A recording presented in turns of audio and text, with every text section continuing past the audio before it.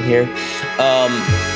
Next, we are doing eye for an eye. We are all harmed. It's taking a look at not only the harm that's being caused when you talk about the people that are a part of these marginalized communities with this harmful rhetoric, but we are also taking a look at the other people that are impacted vis-a-vis the harm. And last but not least, we're taking a look at the Back to the Future, which we take a historical look at the different systems and terms that have continued to disenfranchise people and how they actually tend to repeat themselves. And while repeating themselves, continue to be unsolved. So we're going to dig into all of that. So with that being said, guys, if you're interested in joining the conversation, this is Late Nights with Santana.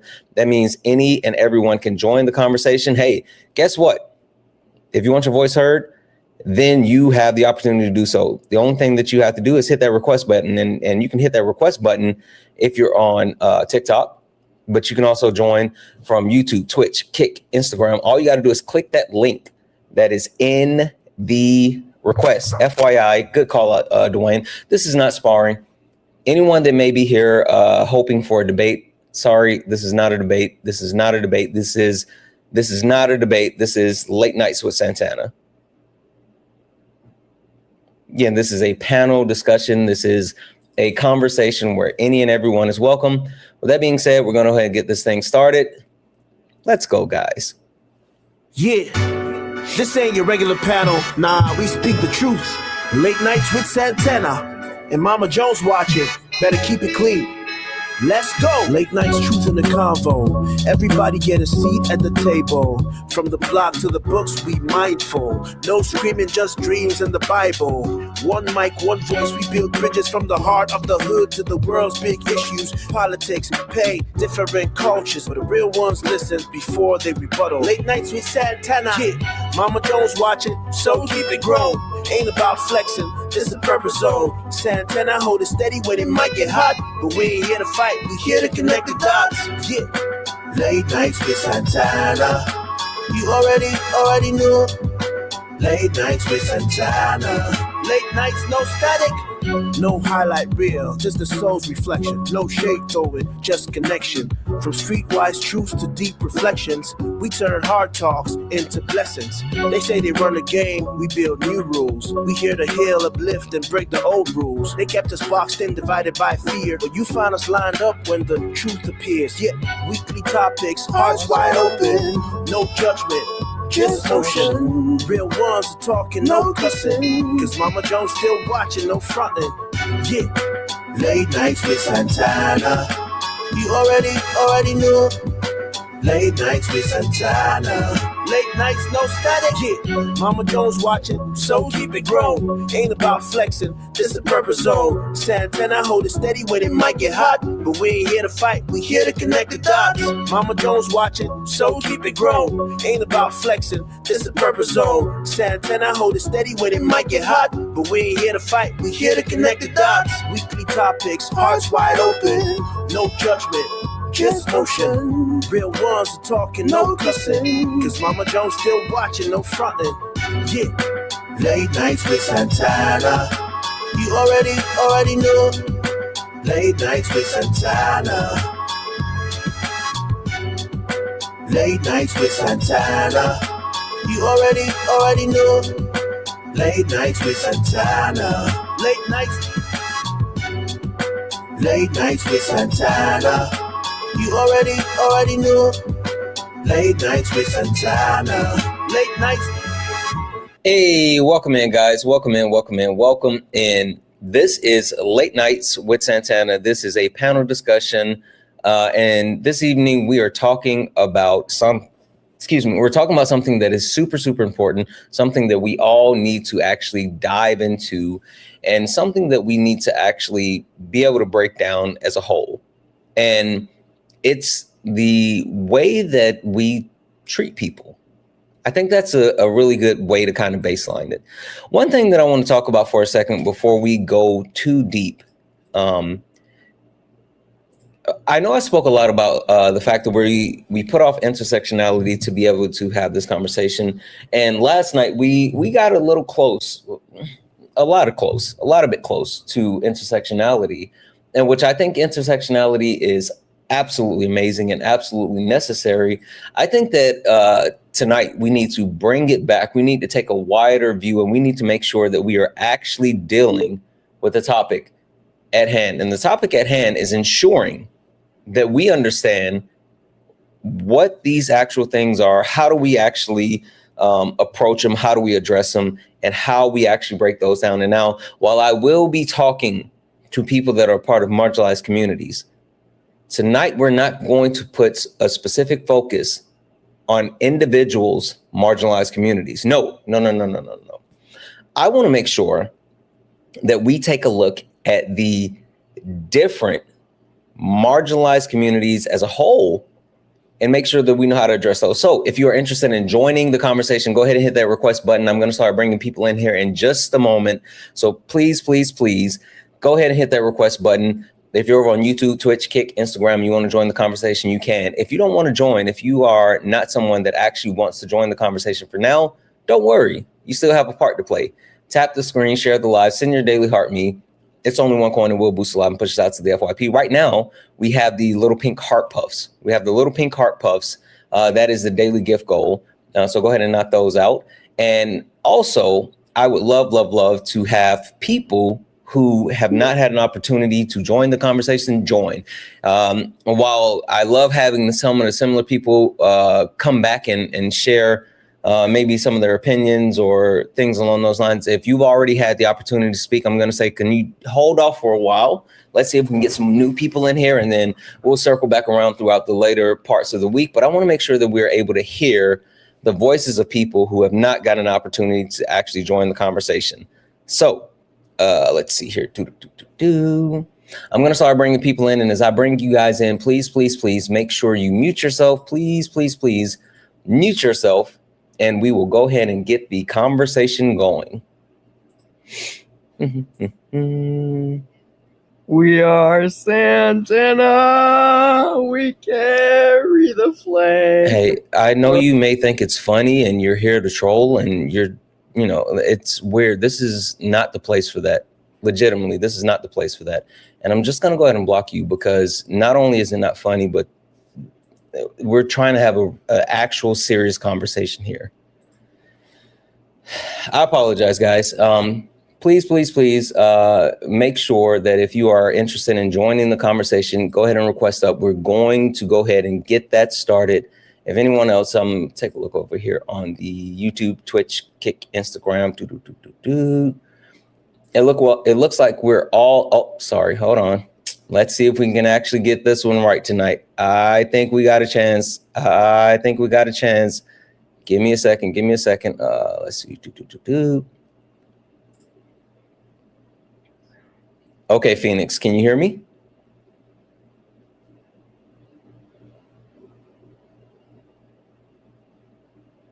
Phoenix, I can see you. Oh, it looks like you're off mute now. Can you hear me?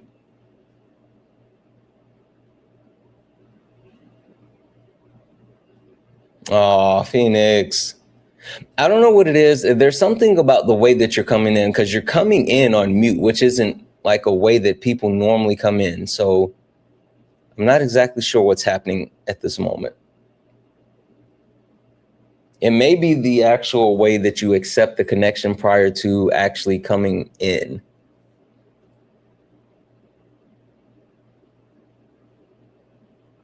Okay. All right, Phoenix, well, you can try to come back up. I'm going to drop you down if you can hear me. Hopefully we'll be able to get you in here, and then we'll be able to go ahead and move forward with these conversations. But again, if anyone else would like to join the conversation, go ahead and request up. Like I said, this is a panel discussion and everyone is welcome. And we're going to go ahead and do a quick introduction. And once we complete this quick introduction, we will go ahead and get into the conversation. So first and foremost, Omni, how are you? I'm chilling, man. How about you? Good. Omni, can you tell the people, are you a part of any marginalized communities? And if so, which one? I'm part of the LGBTQ community. Okay. All right. And I have a follow-up question for you. Outside of your community, how well do you think you know the harmful things that occurs when it comes to systems and rhetorics around other communities? I think I have a pretty good understanding. However, I am still learning. I still want to learn more, and I'm always open to learning and everything.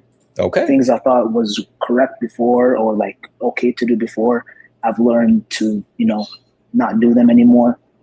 Okay. And I'm just open to learning. I just want to learn more. Absolutely. Absolutely. Perfect. Thank you so much. Give me a second here. Okay. Of course. Kay, how are you? Good evening. Good evening. Kay, can you tell the people, are you a part of any marginalized communities? And if so, which ones? I'm part of the queer community. It's the only one that I, Okay, perfect. And Kate, can you tell the people, what's your understanding of the impacts that are occurring with these systems and terminologies to other marginalized communities outside of yours? Rather broad. I mean, with my career and working in the field, there's, quite a bit of knowledge there, but there's always room to keep learning. Doesn't matter how long you've been doing it. Okay, perfect. Thank you so much. Give me a second. Joanna, how are you? I'm good. How are you? Good. Joanna, can you tell the people, are you part of any marginalized communities? And if so, which ones? I am. I'm a Black woman. Absolutely. And Joanna, what's your understanding of the impacts to the other marginalized communities outside of your own when it comes to the systems and terminology? I have some knowledge. I sit in spaces that talk about a lot of very intelligent things, lots of intersectionality conversations, and I read. Shout out to Ari and her book club. Absolutely. Perfect. Thank you so much. And let's try one more time. Phoenix, are you there?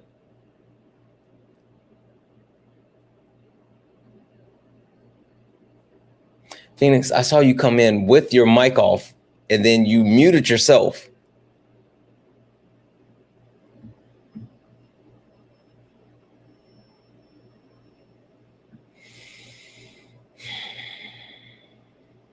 All right.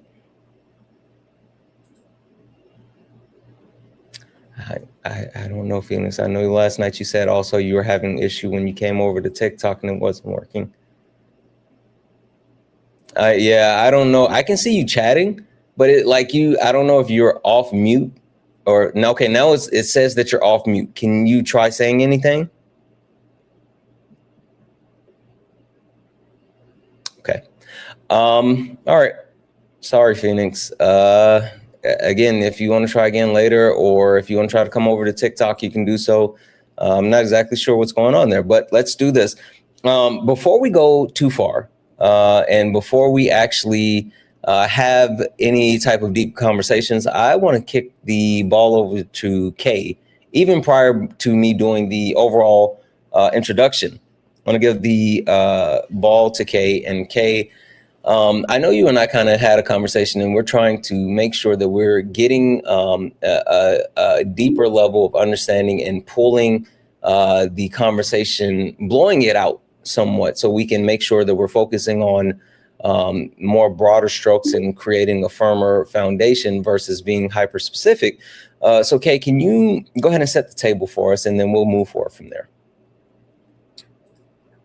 So one of the reasons why I didn't want to run specifically intersectionality this week, and I wanted to kind of roll into like these very core basics, is because of something that I see pretty much daily, whether you come to sparring or you're at late nights, and that is the friendly excuse. It's the you're told not to do something in the chat, use ableist language, you're just seen interacting in a conversation that doesn't include you. If it is a community conversation and there's a lot of, white people in the chat adding their comments or thinking they're being funny and being part of the joke when it's not your conversation. So part of the reason why I wanted to come down to these basics was because specifically of a message one of the mods got. And I think it was a classic example of how people think that they are quote unquote friendlies while having absolutely no idea of the harm that they can cause. And that message came to a mod and said that they were friendly. They've been watching Santana for 4 years. That's important to this. I don't know what you were doing 4 years ago, buddy, but we started kind of together. So I don't, the math doesn't math there. I don't even think I had a TikTok at all 4 years ago.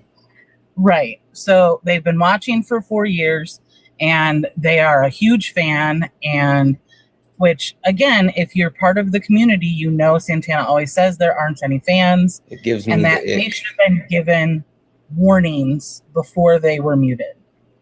And then another mod came and sent me a message saying that this woman had sent her a message saying, you should have warned me first.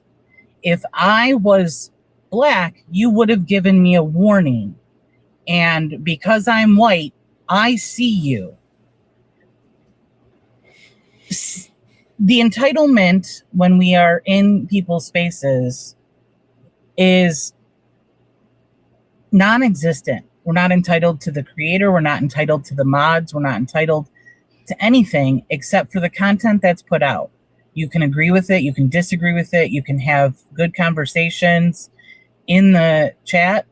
But it became, very glaringly obvious to me that a lot of people think because they're quote unquote friendlies that they can then just say or, further marginalize, further erase, further, harm marginalized communities. And so that's why I really wanted to bring it down to the fundamentals, the humanity, and make sure that people understand how we harm each other, even if you think that you are a friendly, even if you think that you have done some work. And the last thing is that we have a lot of times where, especially on sparring, you guys know how many people can come in during sparring and there'll be a topic that somebody doesn't know about. And they'll be like, hey, what's this? Instead of just kind of dipping out of the app for 5 seconds to Google something, they want it spoon-fed to them.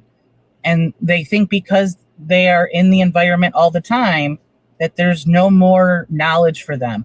Or they get that information, they are educated on what something is, and they go, I still don't know what that is, without wanting to do any further reading or education for themselves. So I think it's important that we break these things down to the very, little bit so that we can get into a much heavier conversation on intersectionality and why that's so important too, as we have in the past. Absolutely. Absolutely. All right. Well, we're going to go ahead and get into the conversation, and we're going to really, I think this is going to be a really good night. I think this will be an opportunity for a lot of people to learn. And I also think this will be an opportunity for a lot of people to be able to expand the knowledge that they have while also understanding the different ways that we exist in and outside of the communities that we belong to. Really quick, work in progress. How are you? I'm pretty good, man. How are you? Good, good, good. Can you tell the people, are you a part of any marginalized communities? And if so, which ones? I am. I'm non-binary and queer. And then I'm part of the disabled community as well, because I have autism. I'm visually impaired, and yeah. Okay. Okay. Perfect. Perfect. And one other question, outside of your communities, how well do you feel that you actually know about the marginalization of other communities and the way that things are weaponized against them? For other communities, that's a good question. I've been learning and deconstructing a lot. I don't think you could never really know enough. So I think it's really hard for me to kind of gauge But I have been diving a lot into it, so it's such a hard question for me to answer personally. But like I said, I have been learning a lot. Okay. But okay. I don't necessarily know if I know enough, honestly. Okay. All right. Well, let's go ahead and get started, guys. Before we go too far, I want to make sure that I let people know, for the people on the panel, guys, please use TikTok friendly language. What does that mean? That means that we use words like pew pew, unalive, C19, mustache man, all of those types of words that allow us to continue to have the conversation and protect not only your TikTok, but it protects the stream as a whole. Also, just FYI, this is a safe and friendly community. What does that mean? That means that we don't deal with any of the isms, racism, sexism, classism. We don't deal with any of the phobias, homophobia, transphobia, none of that. We don't play them on the panel nor in the chat. Speaking of the chat, guys, please remember, caps are for mods. And if you use caps in the comments, it will draw my attention away from the comment section and down to the chat. And one last reminder to anyone who's coming here, like King Kong, whatever, this is not a debate. This is a panel discussion. Please leave. We're not debating anyone. There's plenty of people that are debating or talking about Trump. Please read the room. Please take a look at the background. This is literally a panel discussion. We're not debating.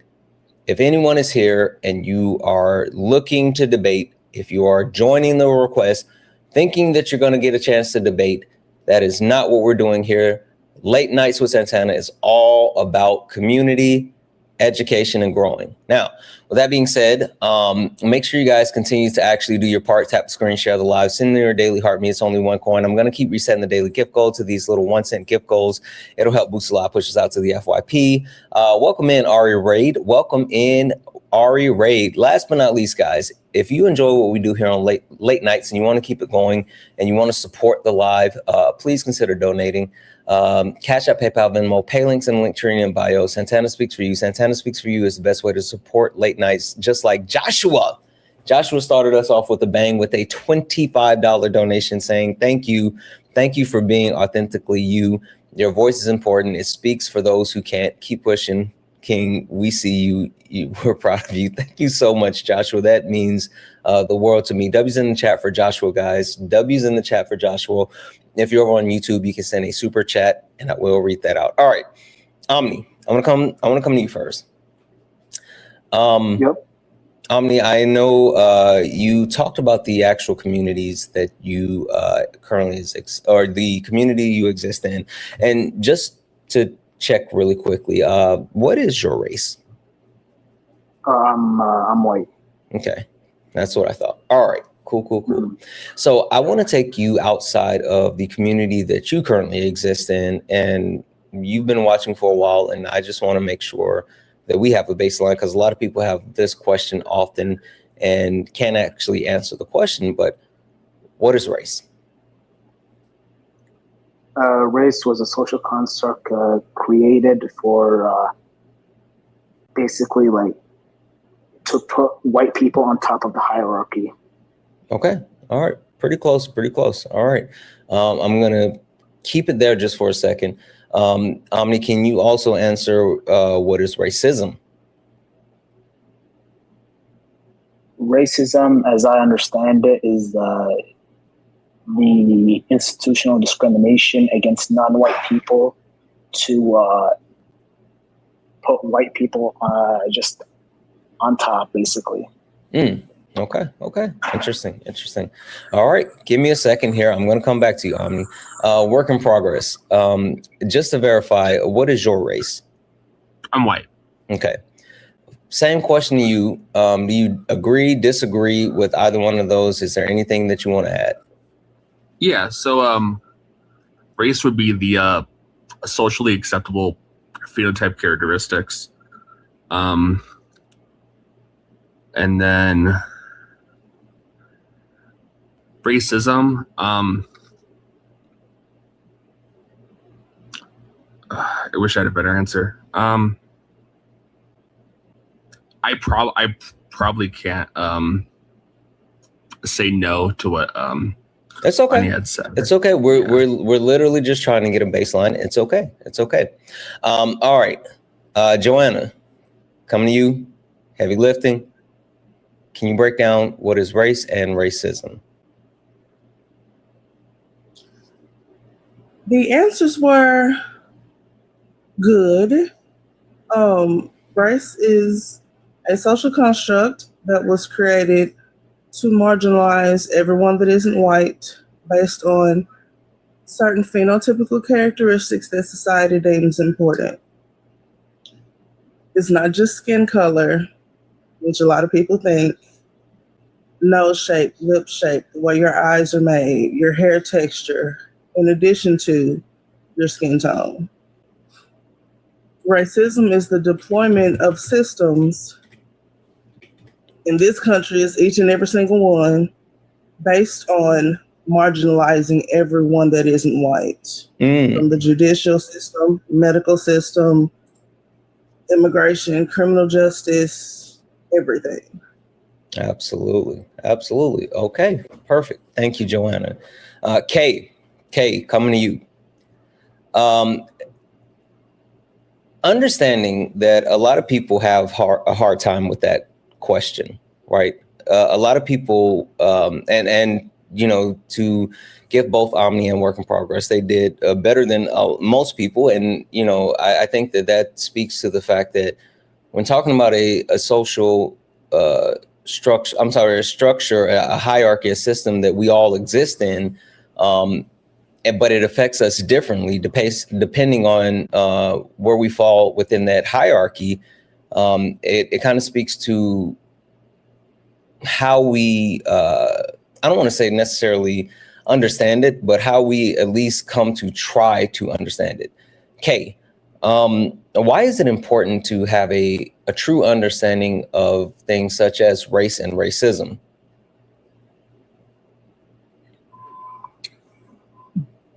Because it's the foundation, especially in our country, but globally. Mm-hmm. It's the way that society functions to keep those marginalized, even outside of race. It follows the same hierarchies, and so there is that cross section that we're trying not to talk about this week, but there is that intersectionality between those groups.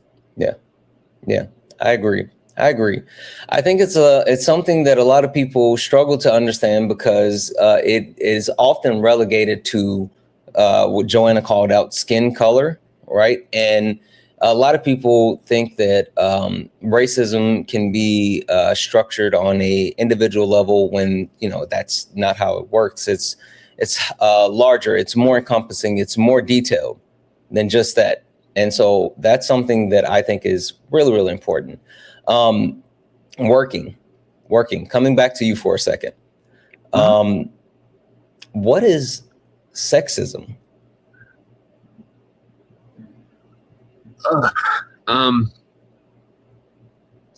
So like sexism, I would say would probably be like,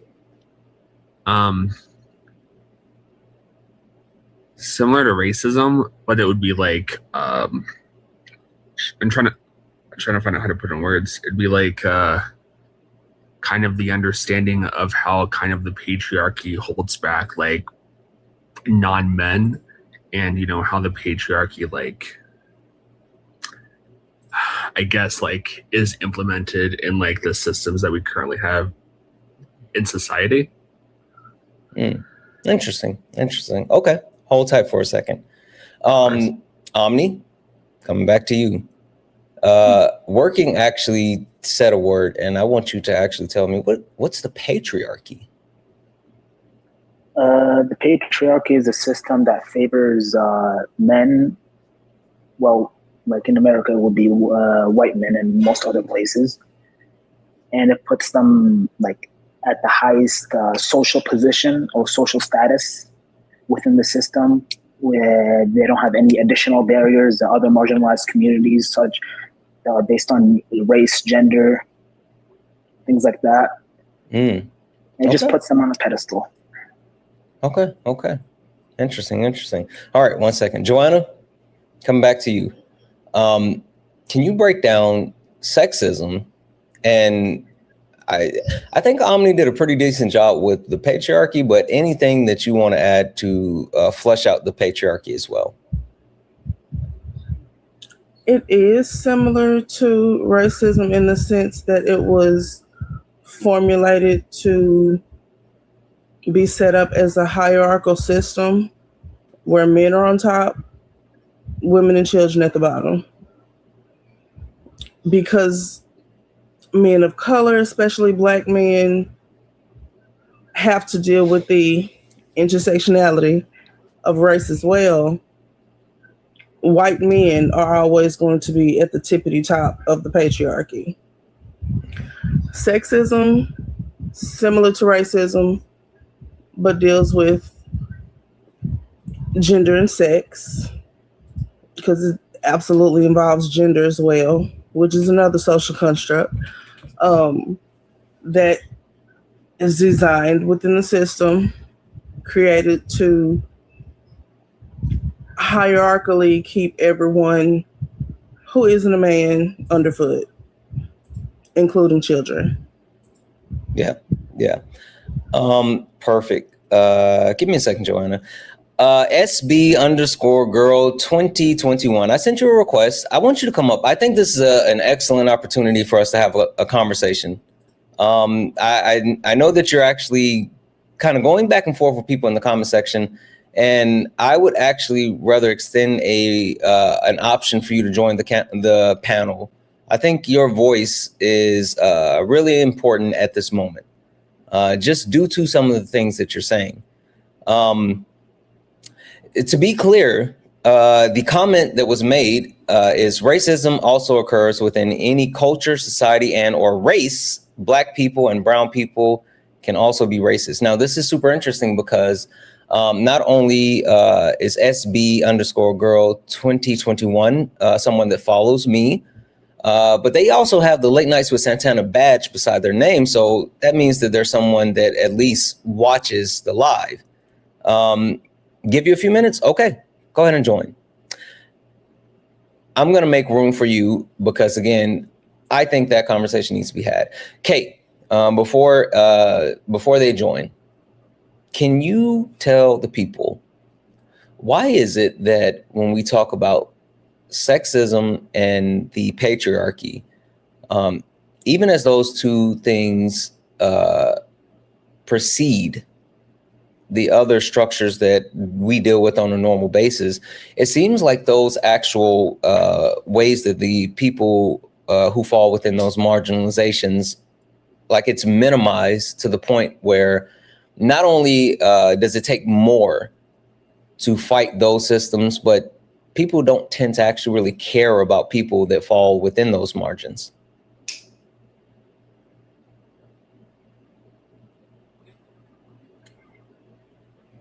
Are you saying that people don't care about men? Yes. I'm gonna be honest with you. No, I was joking. Why don't people, the sexism and the patriarchy are so harmful? Why don't people actually know as much and care as much as they should about those? Because they do not think that it really affects them in the ways that it does. They don't see the harmful gender roles that people are placed in. They don't see the harm in believing that men are protectors when the people that women and femme dissenting people would need protection from are men. And because of the hierarchy that's placed, it leaves a lot of internalized misogyny, a lot of internalized issues when it comes to like pulling those apart and deconstructing that from either how you were raised or how you were taught.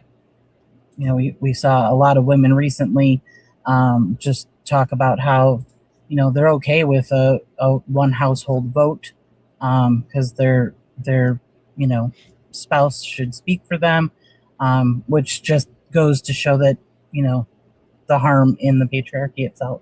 Yeah, absolutely. I think the thing that a lot of people don't understand is the way that I think Kay called it actually, the way that it impacts people that don't fall within those actual margins, but yet it is something that consistently negatively impacts us. And it's also something where I feel like of all the actual social structures, that's the one that is more widely acceptable. It's the one that's more normalized. It's the one that people justify in things of saying, well, men will be men, or saying like, well, women, they're delicate, and like there's a litany of things that are used to normalize that. And then also the way that even from a young age that boys are shaped in the image of like manhood or the gender construct of being men, and then the same way that young girls are shaped into the gender construct of being women. So I think there's a lot to that. And those conversations are something that we really, really, really need to break down a lot more. All right. Can I ask one question? Yep. I just want to point out a good comment that I see. Well, it's not a good comment, but the question comes up a lot when we talk about the patriarchy or white privilege. And Owen here has asked the question of, am I automatically a bad person because I'm a white man? No, you are not a bad person because you are a white man. However, with that comes a litany of things that you could participate in unknowingly. There are a lot of harmful things that you could be a part of without even recognizing it, due to the gender construct of man, and the concept of whiteness, and how if you don't move away from the concept of whiteness and work on those things, like that's where the harmful comes in. No one's a bad person for just being white. No one's a bad person for just being what you are. It's just how you work in those roles and how you actually grow as a person. Yeah. I think a lot of people hear us talk about these things and they automatically assume that people are pointing the finger and saying that you're bad, or like you're the quote unquote problem. I think the thing that a lot of people don't understand is that when it comes to these harmful systems and structures, if you're not actively fighting against them, then you're being complacent and you are a part of the problem. And being a part of the problem, being able to say that you are no longer a part of the problem starts with ensuring that you can properly identify the problem, ensuring that you understand the problem, and then ensuring that you know how to actually work to fight against the problem. You can't actually fight against something if you don't even know what it is. SB, I sent you another invite. I know you said give you a few minutes. It's been a few minutes. I'm hoping that you aren't like bowing out and not joining the conversation, because I really, really, really want to have this conversation with you, because again, you said something that was really, really important. And I think it's really, really important that we get you up here. Omni,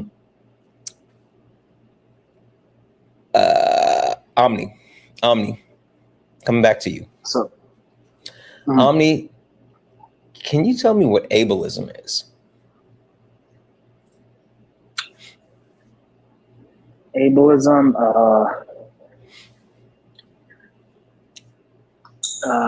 the way I would explain it is not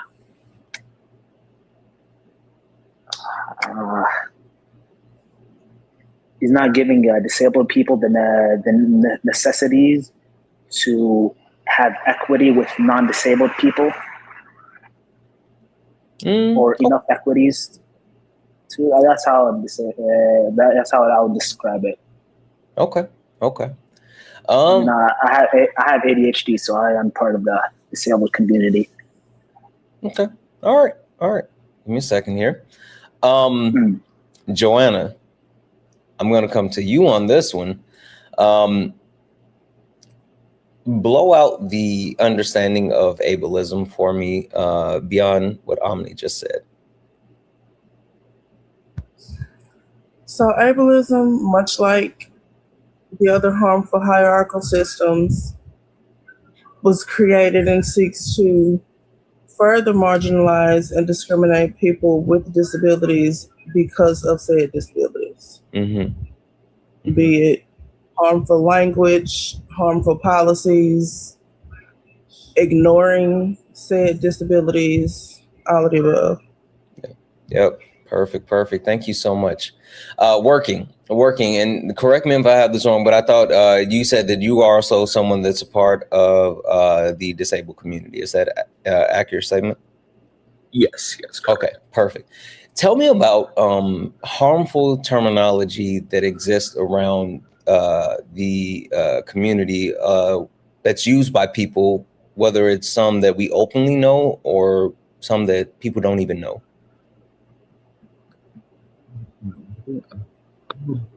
Oh, I can barely hear you. You're like really muffled now. Okay. Oh, that's way better. Okay, cool. I mean,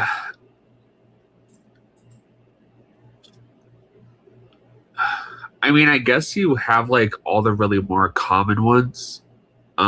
Like you obviously, like for the disabled community, you have like, the R slur and things like that. For me, like people used to just call me like blind all the time, like just like to my face personally, and like kind of make a joke about it.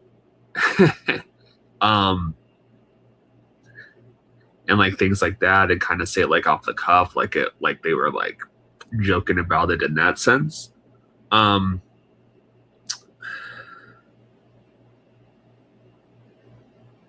Okay. I'm trying to think of like other terminology, because all I really have are kind of like examples of like phrases, but not quite like terminology, I guess. Okay. All right. Well, let's hold on. No worries. Of course. Absolutely. No, you're good. So I'll step in for a second and say I talk about this when it comes to certain terminology, and if you listen to me enough, you know that I don't allow people to say DUMB in the chat. A lot of people, when speaking on a guest, they'll say, "Oh, this person's SLOW." We don't do that, but there's a deeper level, and there's more to that. Now, the one thing that I love to bring up is, while a lot of people may commonly know like the R slur, right? A lot of people don't understand that when it comes to the different dehumanizing terminology that's used, it's ever evolving, it's ever changing. It's things that we may have said in the past, but things that need to be removed from our lexicon because of the way that it actually is weaponized against people with disabilities. And Edith just hit something on the head as well. It could be something as simple as saying, well, this blank is your superpower, right? It's different when it comes to just phrasing terminologies and words as a whole. But the biggest thing that I've learned, and the biggest thing that I think we need to make sure that we understand, is while the language is ever developing,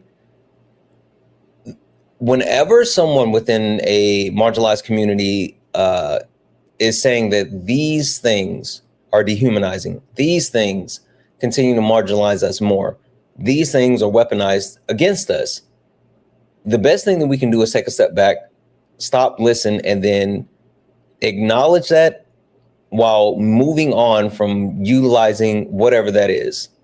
I think that's one of the biggest things that we should have a conversation around, is how people tend to hear this dehumanizing language, and because it's something that they're so accustomed to, something that they grew up with or anything like that, then they feel like that, well, I used to say it, so I should be able to say it, and it's just a whole thing, right? Kay, coming to you. But I'll let you take this portion wherever you want to go. If you want to blow out the understanding of ableism as a whole, if you want to talk about dehumanizing language and terminology, the weaponization of it, whatever you got. So first, I really, Joanna just stole it from me in the comment. I saw it. That to me is one of the biggest issues that I see, especially in like the internet spaces and in different like chats and things like that, where people will have a disability and then they will, maybe be on the panel and give, their take, and and then like there's this overwhelming need to like congratulate them on doing the thing. And I think sometimes when we do that, we don't see the harm in it, and sometimes even the people that are taking that feedback don't see like the harm in that. But we don't want to treat people like children, especially that are part of the disabled community. We want to make sure that we're utilizing the best and up-to-date terminology that we can. So if we say, the phrase that's on the background is eye for an eye, the rest of that phrase makes everyone go blind. We don't use that because that would be ableist language. So we changed it to accommodate. Those are the types of things that we need to keep kind of unpacking. We talk about linguistic reclamation with certain things, and if you're part of a community, that you may say those things, but when we're in settings like this and we're trying to teach and grow, we want to make sure that we don't do, say the things that would be harmful to other people, but we also want to make sure that we don't do things that maybe our inherent bias doesn't even let us know would be harmful, like talking about people's sobriety because they may be slurring, or because they might not be making the best sense.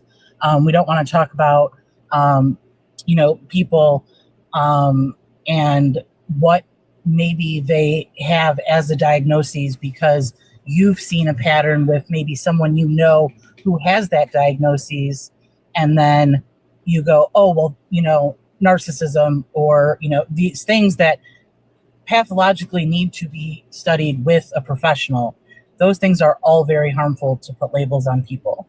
So it's very important for us to make sure that when we're talking about ableist language, if we ask you to not use ableist language in the chat, that's not so much that you were discriminating or saying something bad about somebody that was disabled.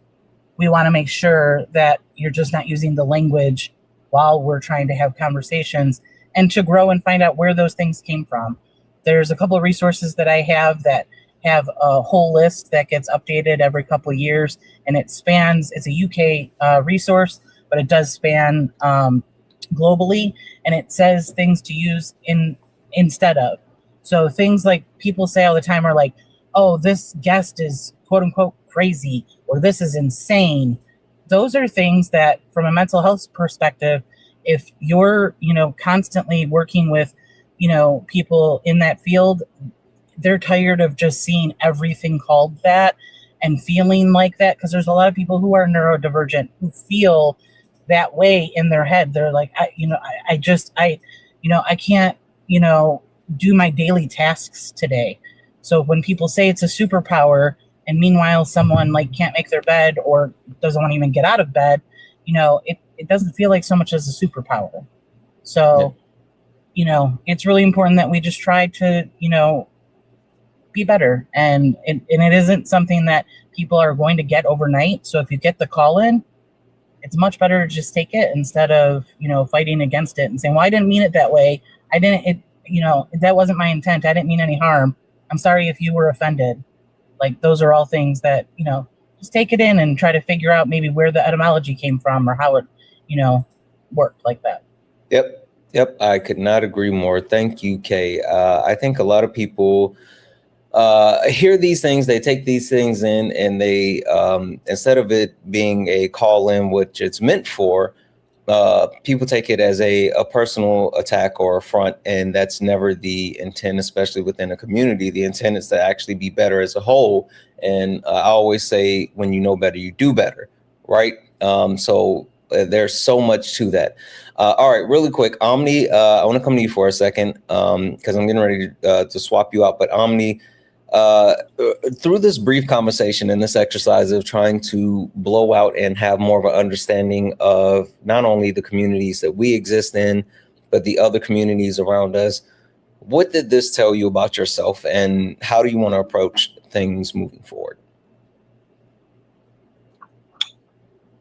I'm really sorry. Can you just repeat that one more time? Mm-hmm. Based off of what the exchange that we just had, going back and forth through the different types of examples with like racism, sexism, ableism, what did you learn about yourself with going through this information, whether it's what you shared or what you heard, and how are you planning on moving forward now that you have done that?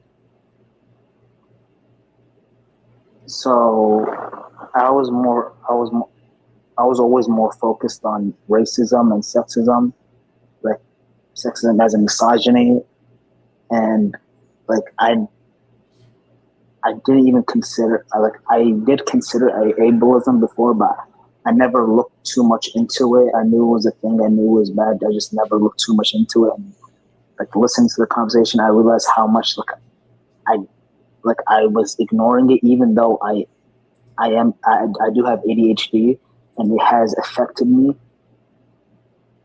It just made me realize there's other things I have to focus, which comes in with intersectionality too. It's not just like one or two things I have to focus on. If we want to move forward in society, if we want to move up, eliminate inequality, inequity, we have to target everything. Yeah. That's racism, sexism, ableism, homophobia, xenophobia, everything.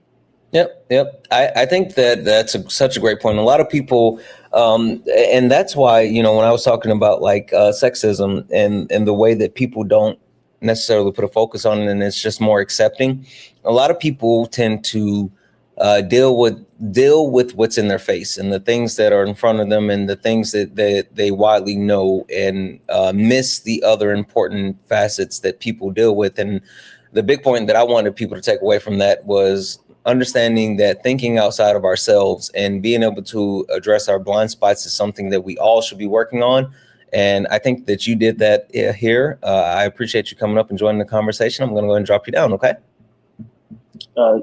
Can I ask a question? Sure. I was just wondering about things like internalized bigotry, such as internalized racism, internalized misogyny, internalized homophobia, internalized ableism.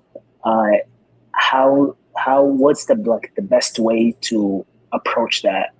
Because I realize there's a lot of I have an internalized bigotry, and I try to get rid of it. I am conscious of it, and when I do realize at the moment, I try to use my conscience to make a better decision, make a better decision moving forward. But at the same time, it always comes back, and I just want to know what's the best way to, quote unquote, deconstruct that internalized bigotry. Yeah. Well, I'll say the thing that you have to understand is that it's something that you can never stop working at, right?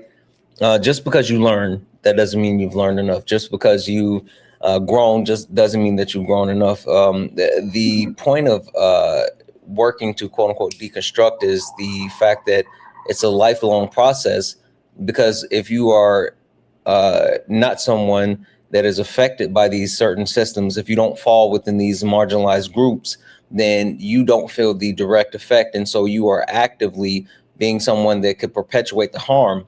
And so making sure that you're reading, making sure that you're listening to the voices that of the groups of these people that are affected, and then also actively working to fight against it.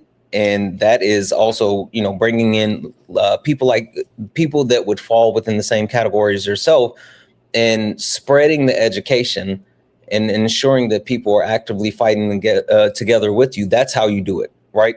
The reason why I talk about like the plight of women, right? The fact that like misogyny is so prevalent, the patriarchy and how that is so harmful, is because that's something that I actually benefit from. I benefit from the patriarchy. I benefit from misogyny. And so I actually have to actively fight against it. I have to use my voice. I have to try to educate myself as best as possible. I have to center the voices of women and femme presenting people in order to not only highlight, learn, and grow, but to actively fight against it. So you have to take those steps and figure out those steps that you can take by pulling other people that fall within your same category further to where you are to help dismantle them.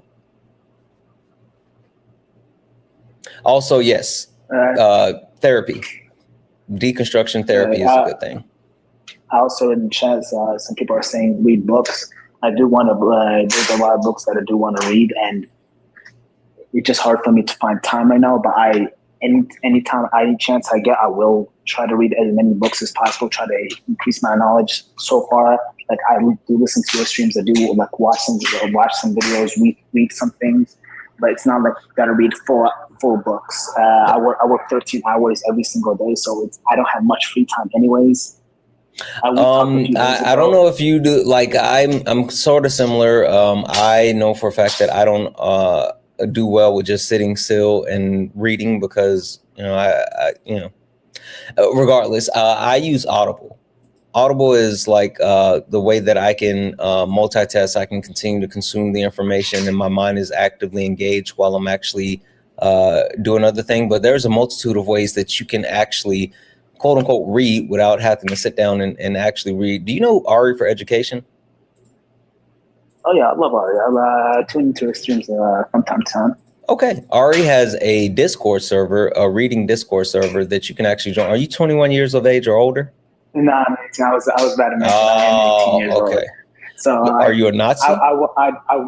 No. Okay. All right. So as soon as you are 21, you can join. But yeah, like I'm sure. I don't know if you're in my Discord. Join. I'm sorry. I am in your Discord. I was saying I did want to join Ari's server, but I'm not 21. Okay. Yeah.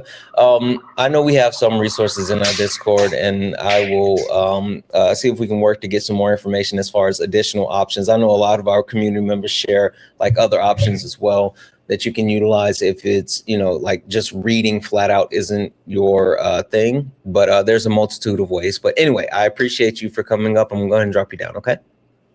All right. Thank you, man. I love you, Santana. All right. I love you as well. Thank you. Working. I want to come back to you for a second. Same question. What did running through that exercise teach you about yourself, and what are you going to take forward from that? Oh gosh, taught me so much. It taught me that like, even though like I kind of thought I knew a lot more, I think I overestimated kind of how much I knew and could put into words when asked about the definition. Because it was like, I don't know, it was like I was like prepared to give a speech, and then you asked me, and then apparently everything just kind of fell out of my skull. But also like just kind of like learning about like the dehumanization, like even when Kay was talking about like the superpower, I haven't told that. I've been told a lot of like things kind of close to that. Like one of the things, like when people would say something, I'd be like, huh, I kind of sounds like they're like like a jab at me, or something like that. And then people would always tell me like, oh, don't worry about like, oh, you took it the wrong way. Like a lot of times like that, just mostly because like how I said, like I'm autistic, so like I kind of take things as they are, and I'm like, huh. And like people from my own community would tell me that, like people who were very close would tell me that, and I was like, no, it really just kind of seems kind of wrong. And like the more I kind of like learn about that, I guess, like the more it kind of like, I guess, affirms that I was correct. Yeah. The one thing that I'll say about that is never let someone I don't want to say gaslight, but shame you into thinking that your response to something that just doesn't feel right, that doesn't sit right, is wrong, right? A lot of people, we talked about this last night, but a lot of people like to hide behind the mask of, oh, it's just a joke, or oh, you're being too sensitive, or oh, you're too woke. Understanding the way that people try to justify the harmful rhetoric, the additional marginalization, like all of these things are ways that they weaponize the behavior, they excuse it, and they continue to perpetuate it. And so it's super important that we call those things out, and we don't just accept someone saying that, oh, it's just a joke, or oh, you're being too sensitive. Calling those things out and actively fighting against those things is some of the one of the most important things that you can do. And I'm glad that you took a whole step back and you were able to realize that. Yeah, no, absolutely. It's like definitely like I've been doing a live deconstruction, and it's never something that you ever complete. It's something that you always work towards. So I've just been constantly trying to work towards it. But I definitely appreciate you bringing me up, Santana. You know, I love you so much. Absolutely. I was trying to get you in last night, but it was crazy. So I'm sorry about that. I know, no, for sure. I'm really happy you came back. So thank you. For me up, man. Yeah, absolutely. Yeah, 100%. Right. Have a good evening. You too, man. Guys, if you're interested in joining the conversation, go ahead and request up. We're going to get more people in here in just a few minutes. So if you want to join the conversation, we will be adding additional people to the conversation in just a few minutes. Before we do, really quick, over on the old Twitch, W's in the chat for Courtney's, who resubscribed for 3 months over on Twitch. W's in the chat for Courtney's. Thank you so much for that. W's in the chat as well, guys, for Amy. Amy sent a $20 donation saying, thank you for all that you do. And speaking of so many marginalized communities, Amy, it's literally my obligation. I have to do this. This is what you guys give me the platform for. This is why you guys give me a voice, and you don't have to thank me for that, but thank you for that. You said, I use these things to learn from you and other creators I found through you every day. You're awesome. I'm okay. Debbie's in the chat for Amy, guys. If anyone else would like to support the live, you can do so. If you guys enjoy what we do here on late nights and you want to keep late nights going, please consider donating. Cash App, PayPal, Venmo. Pay links in the link tree in the bio. Santana Speaks For You. Santana Speaks For You is the best way to support late nights. If you're over on YouTube, you can send a super chat and I will read that out. Guys, if you don't mind, on TikTok, keep tapping the screen. Let's go ahead and knock out the daily gift goal. It's the finger hearts. Please knock out the gift goal. Also, you guys have been slacking. I know we're sitting back listening and joining the conversation, but we only got 54,000 likes. Don't make me get Edith up here. Let's go ahead and get the likes up to 100,000 likes. All right. SB, how are you? Hey, Santana, how are you doing? Good. SB, thank you so much for joining the conversation. I apologize that it took so long to get to you, but I appreciate you coming up. No, it's fine. I was cooking, so it's fine. Okay. Oh, wonderful. SB, quick introduction. Are you a part of any marginalized communities? And if so, which ones? I am part of the disability community. Okay. And also being a woman is also marginalized community. So yes. Okay. Perfect. And what would you say is your overall knowledge of other marginalized communities and how the systems that are currently in place affect them? I was telling the chat that one of my I majored in sociology, so one of my focuses in sociology was race relations, and I took various courses, and this was back in the 90s where a lot of these classes were just being really introduced. I mean, they were controversial. Like there was classes on, gays and lesbians, trans, people. Everything. Trans people, yeah. people. Trans people. And so it was, a different time, but it was so eye-opening because it's, really helped me understand a lot more. And in my own observations in society and with people. And I was saying that racism isn't something that can be just narrowed down to white versus all the other races. I was saying that there is racism amongst the different races, and one of the movies, I don't know if you saw Spike Lee's Do the Right Thing. No, what is I that think about? he was Spike Lee is a director. He did a movie back in the 90s called Do the Right Thing.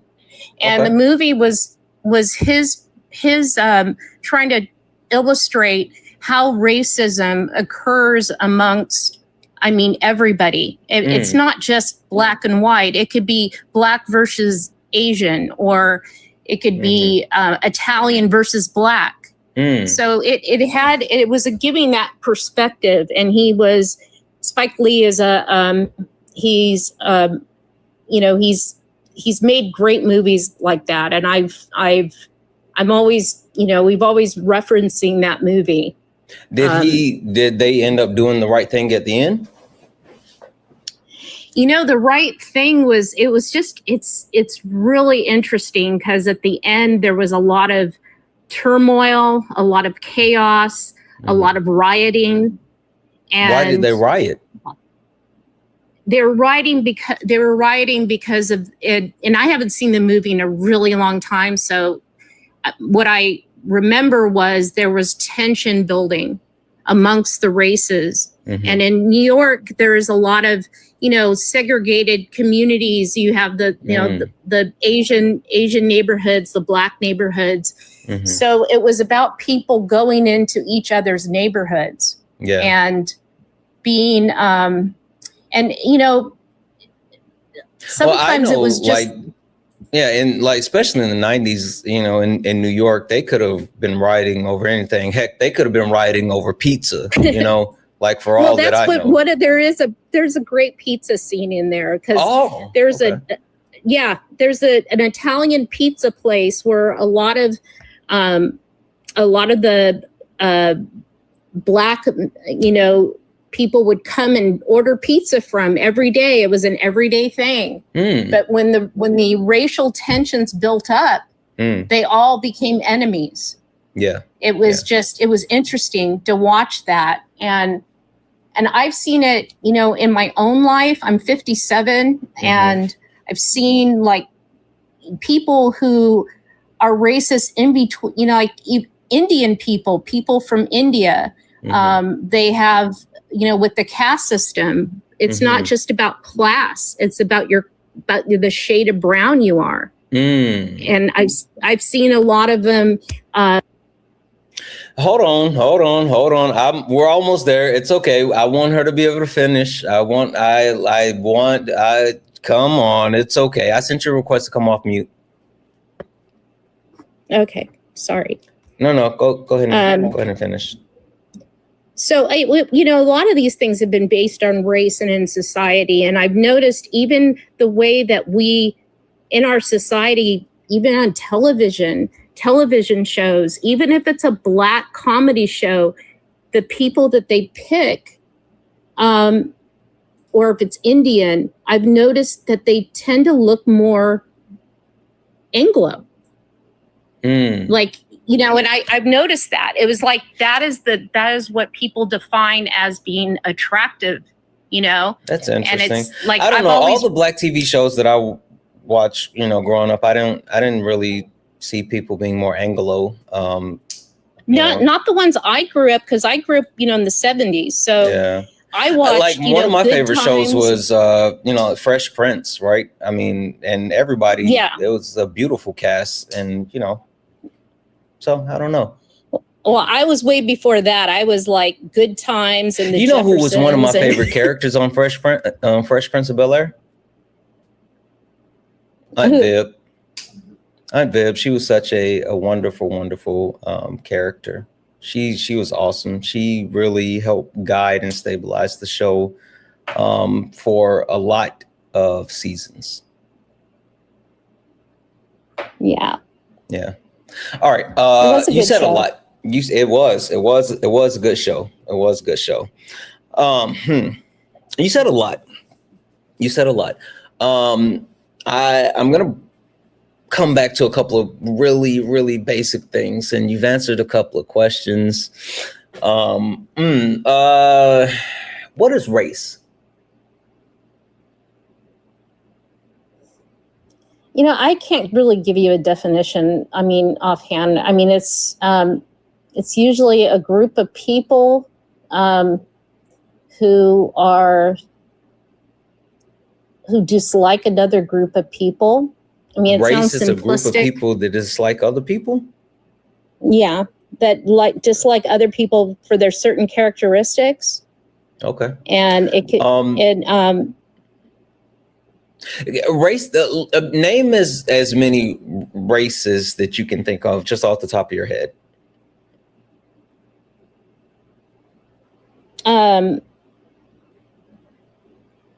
Blacks, Asians,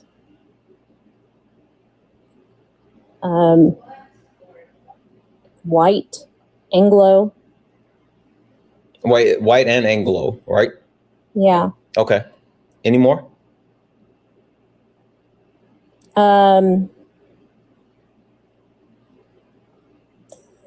Hispanics. Mm-hmm.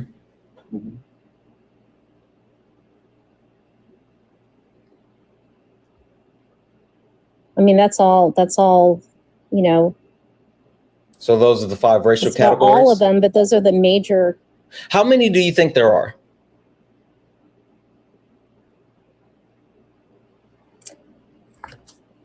I don't know.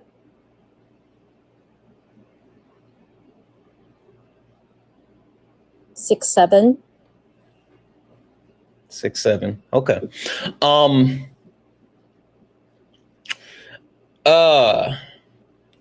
I had one more. Oh, who created race?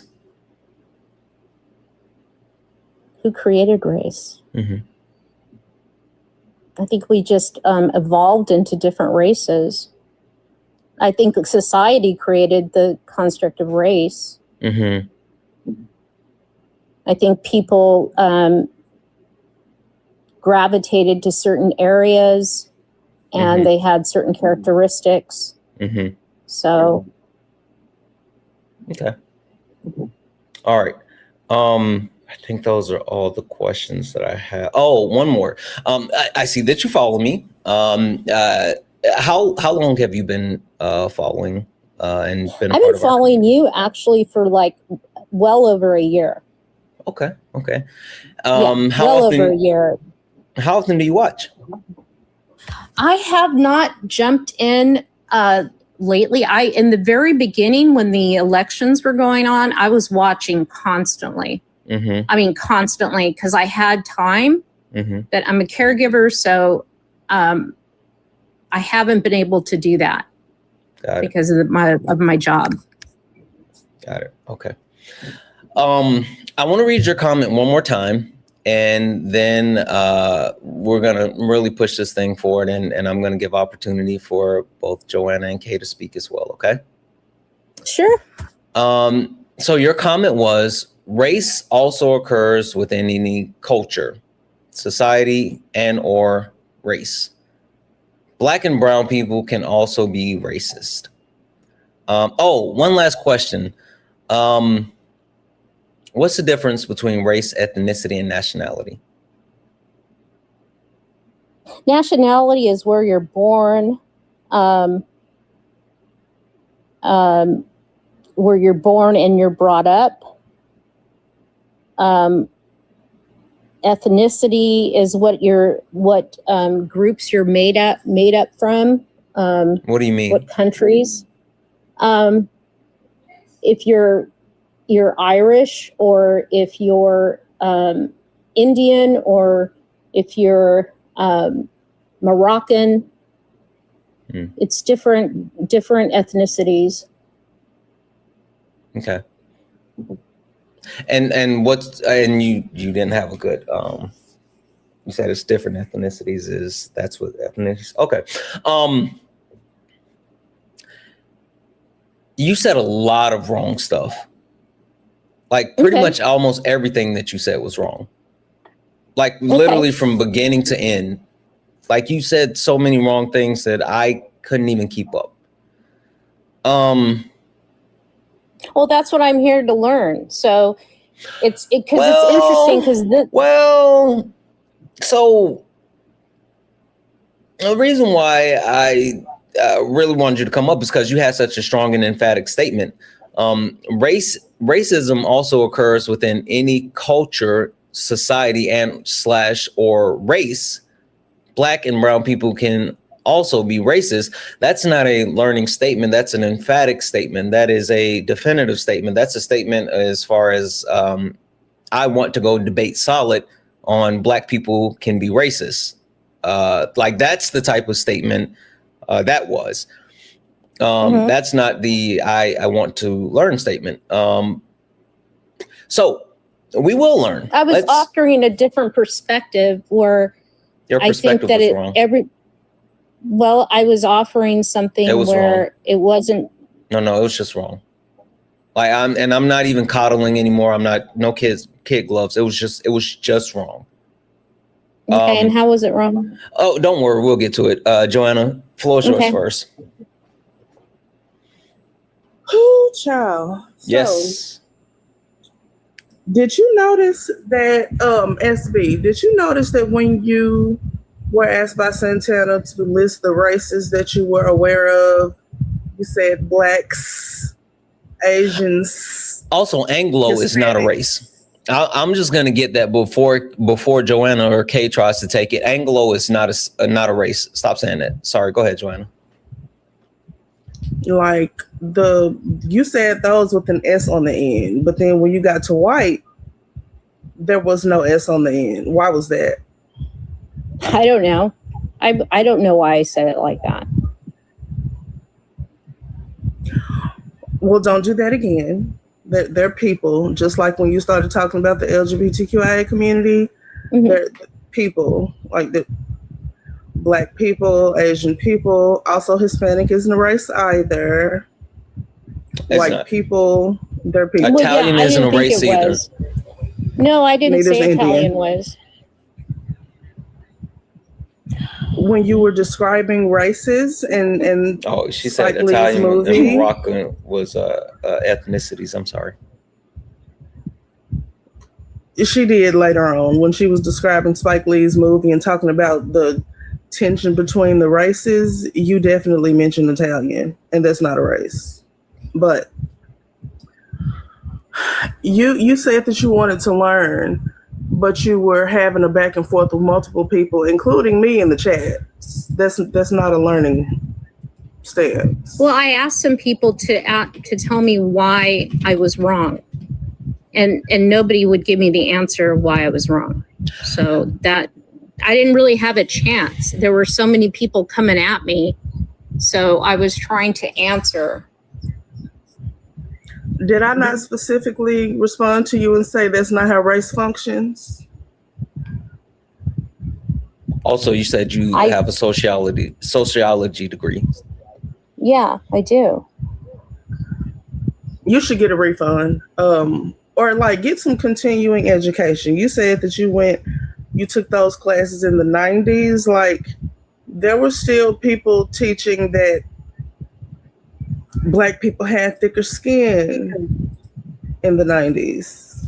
There were still people teaching what? I'm sorry, I didn't hear. There were still people teaching that Black people have thicker skin in the 90s. Okay.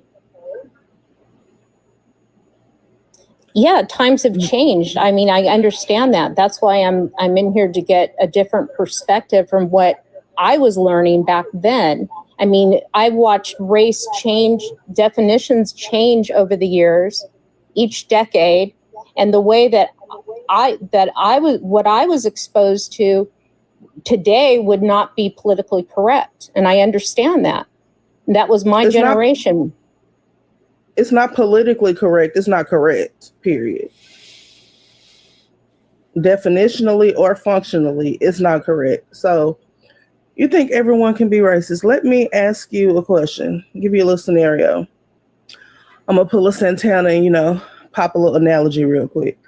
So if, say I'm in security and I come to your house to install a panel with fingerprints, so only you and your family will be able to access it because those are the only fingerprints that are going to be on file, right? If Santana came to your house and put his fingerprint on that scanner, would it work or no? For the different fingerprints? Correct. It would only recognize the fingerprints it was programmed to recognize. Right, because that was how it was made to function, right? Mm-hmm. Right. So racism and race were set up to function a certain way with a certain purpose. So the people who it wasn't designed to function for cannot participate in that system in the same way Santana's fingerprint wouldn't work on your fingerprint scanner at your house because it wasn't designed to function for everybody's fingerprint. It was made to function for certain people, just the people in your house. You get it? Yeah. Okay, so that's why everybody can't be racist. I said not everybody. I said any group can be racist. I mean, to each other. I mean, there's racism in every group. I mean, I'm not saying everybody's racist in that group. I said there's some you're people. Saying everybody can be. Everybody of any racial group can be racist is what you were saying, correct? Petty, I text them. Sorry, go ahead.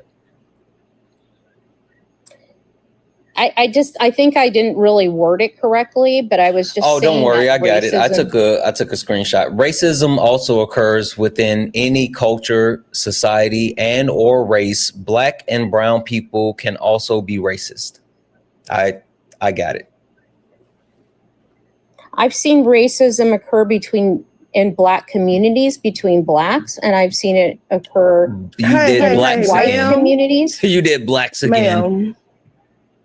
Okay, this is just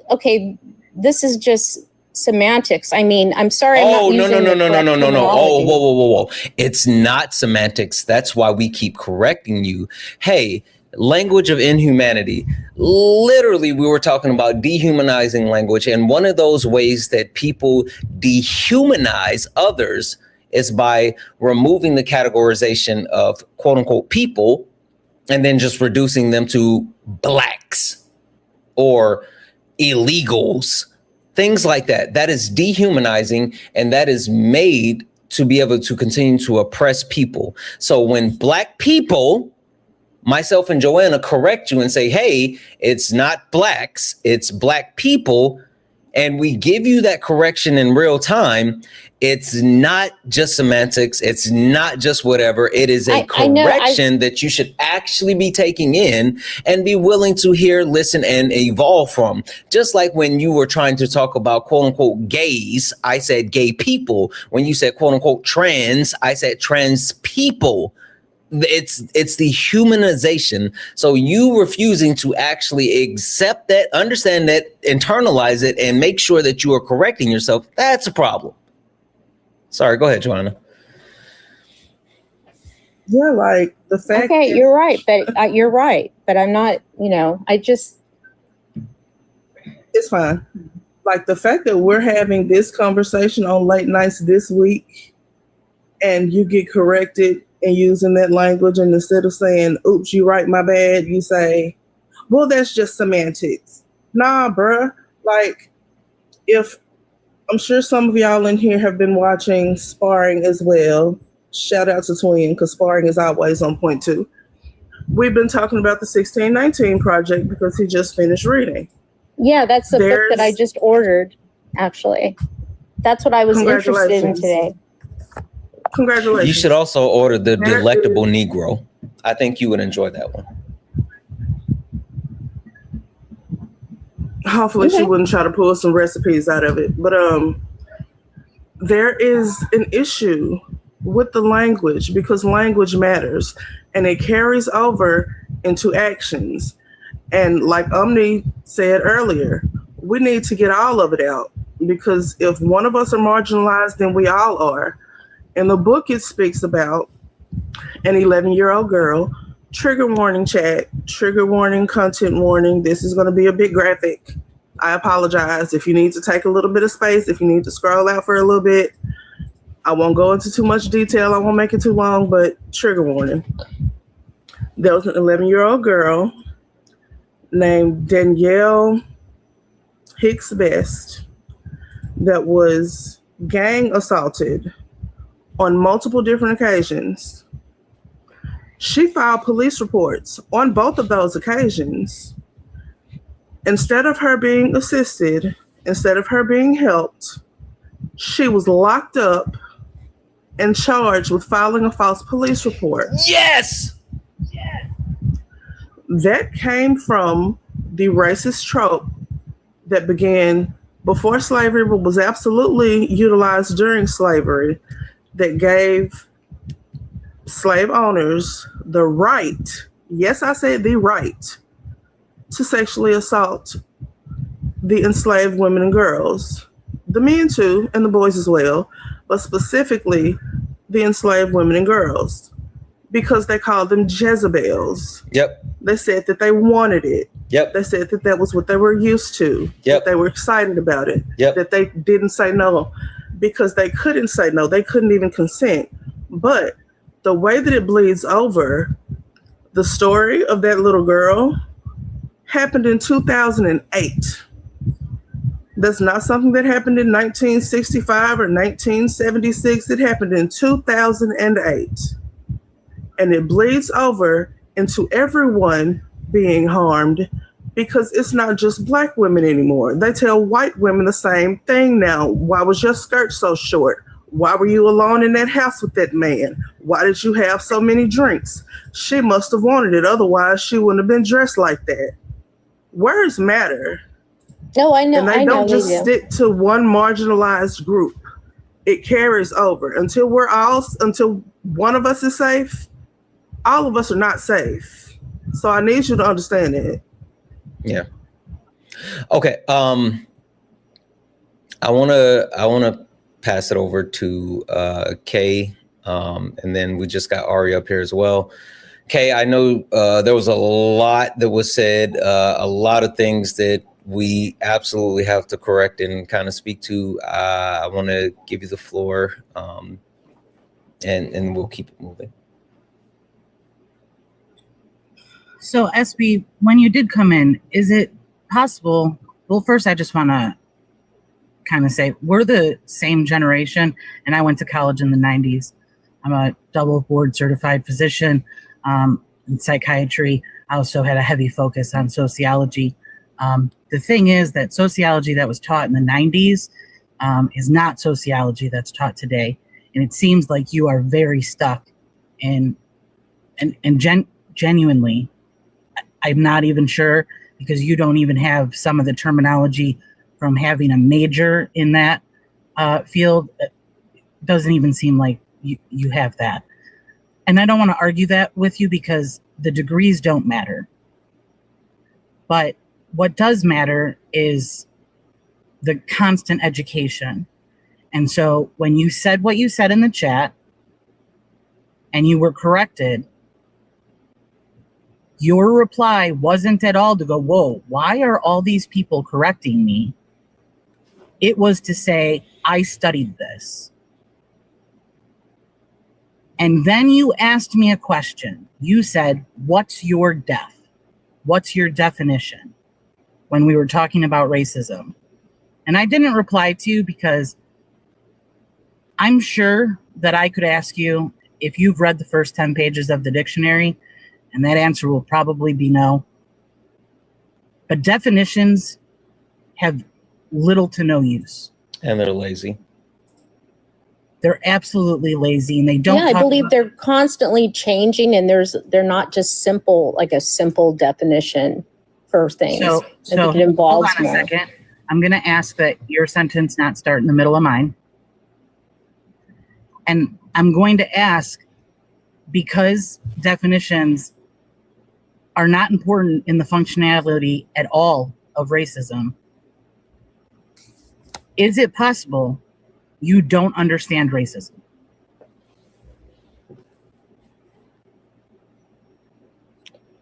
I don't know. You don't know if you don't know? No, but they don't know.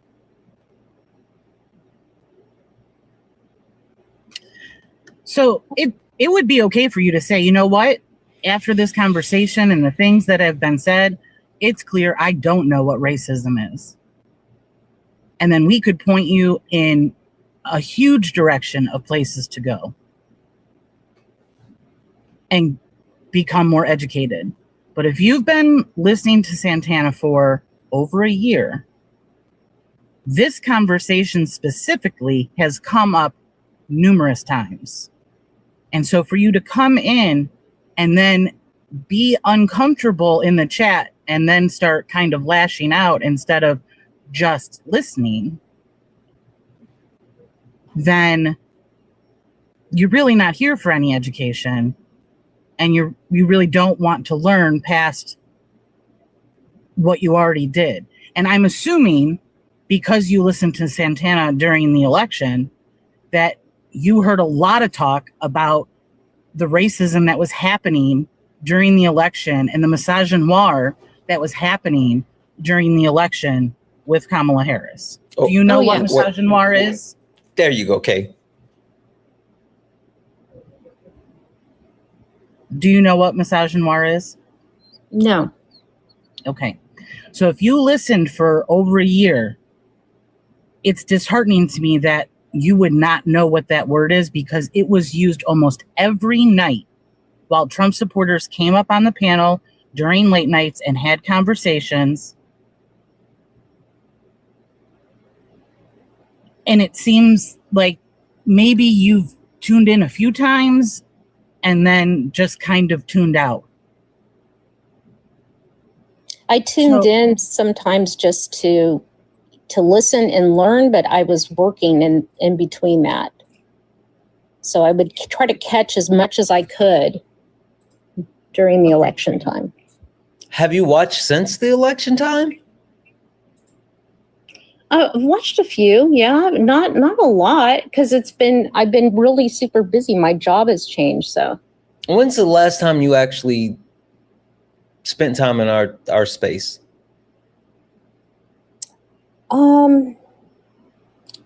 I really can't say. I mean, today I popped in and I listened and I heard about the book, and it was fascinating, and I, was learning a lot. So I wanted to read the book, and it's just, I've been out of touch with with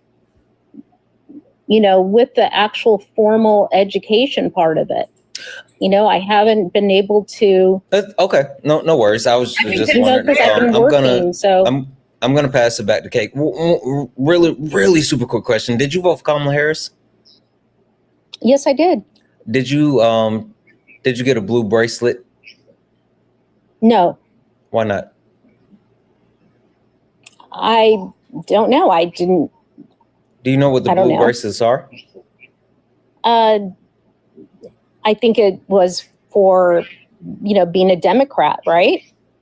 It was an actual, because 92% of Black women voted for Kamala Harris, and there was a disproportionate amount of white women that voted for Donald Trump, and so white Democratic women had the idea that they could get a blue bracelets to identify themselves, to let Black people know, like, hey, I didn't vote for Trump, I voted for Kamala Harris.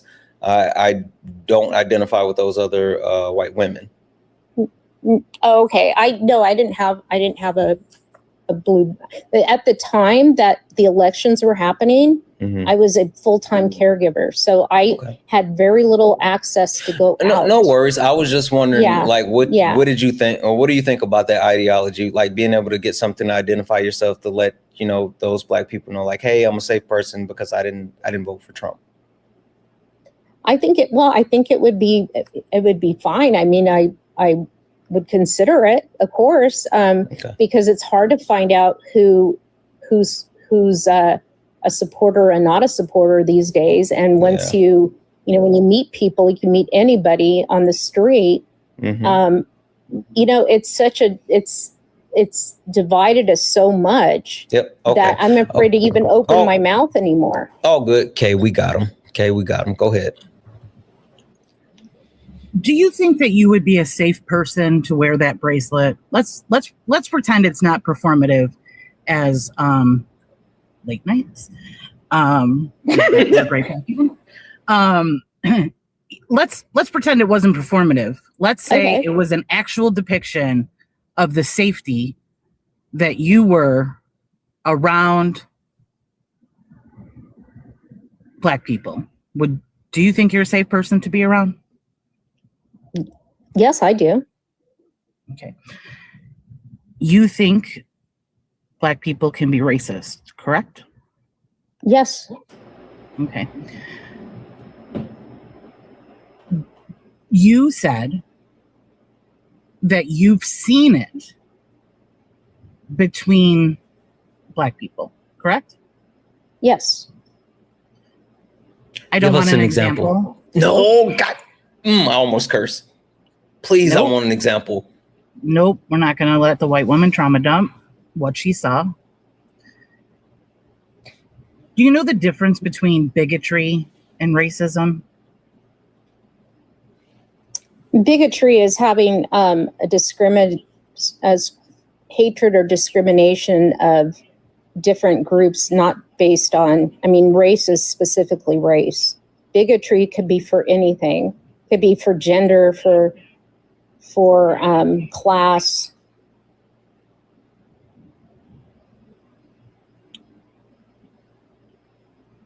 Do you know why there are different words for different things, such as prejudice, racism, discrimination?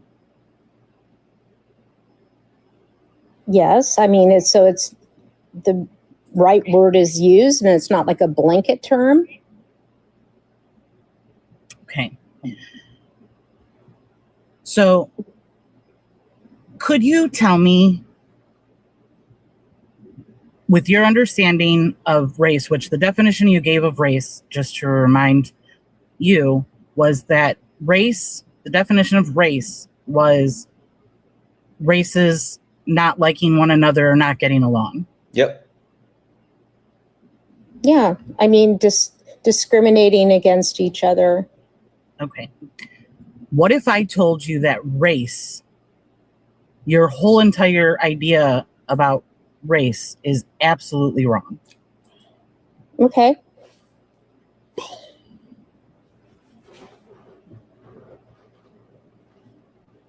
Race is it's a hierarchy. Would you agree with that? Let's start one question at a time, I guess. Yes. Okay. Who's at the top of the hierarchy?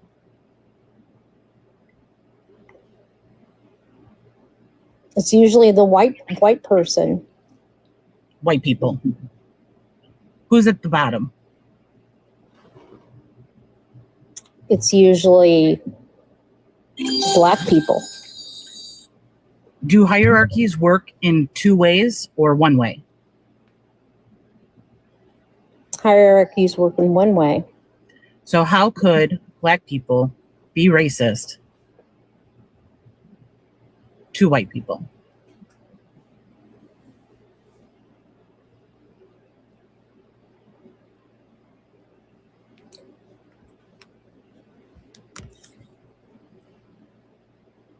That's a good point.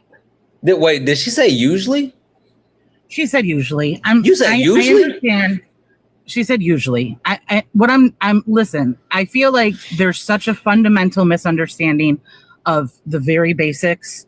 I mean, if you don't know that race is a hierarchy based on phenotypical characteristics that society deems important and has nothing to do with racism, which is the system of oppression that the hierarchy has and the functionality of race, I think you need to start from the beginning. I don't even know how you had one class of like sociology 101 in the 90s, because in the 90s, they were also teaching that.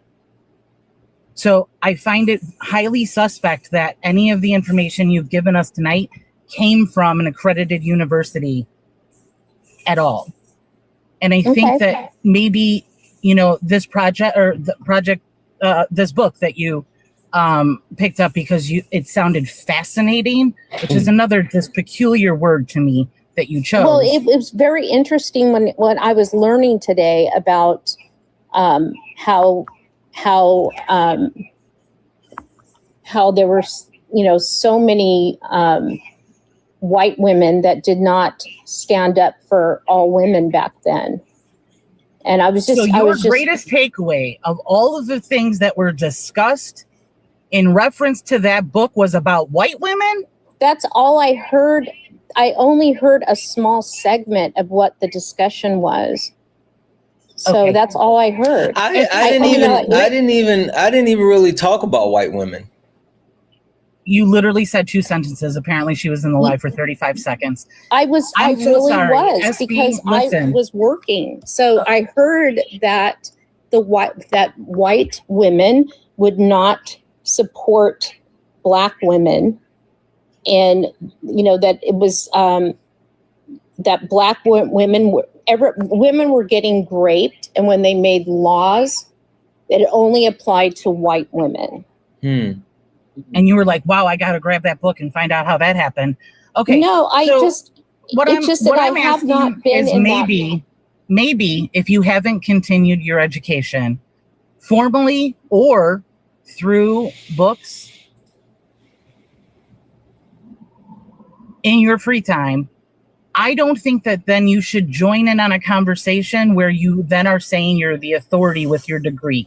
I wasn't saying I was an authority. I was saying that did. You made the comment.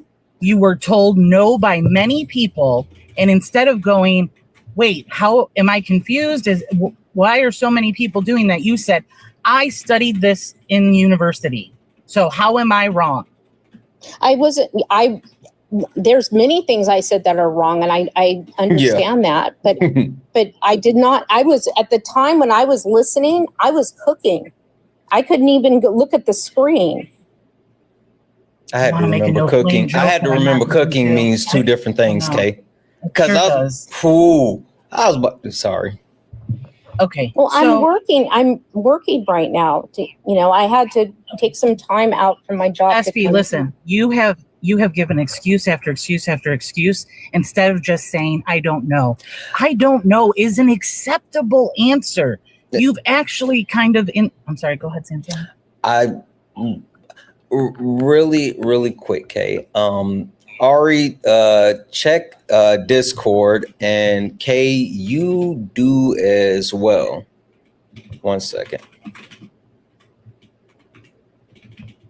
While both of them check Discord, keep tapping the screen. W's in the chat for Corey. Corey sent a $5 donation saying, what's the point of lying about a degree in sociology? Of all things, on live about social problems. Come on. W's in the chat for Brookie for the $1 donation saying, I appreciate you. I appreciate you, Brookie. W's in the chat for Brookie. Guys, if anyone else likes to support the live, you can do so. Cash App, PayPal, Venmo. Pay links in the link tree in the bio. Santana speaks for you. Santana speaks for you is the best way to support the live. If you're over on YouTube, you can send a super chat and I will read that out.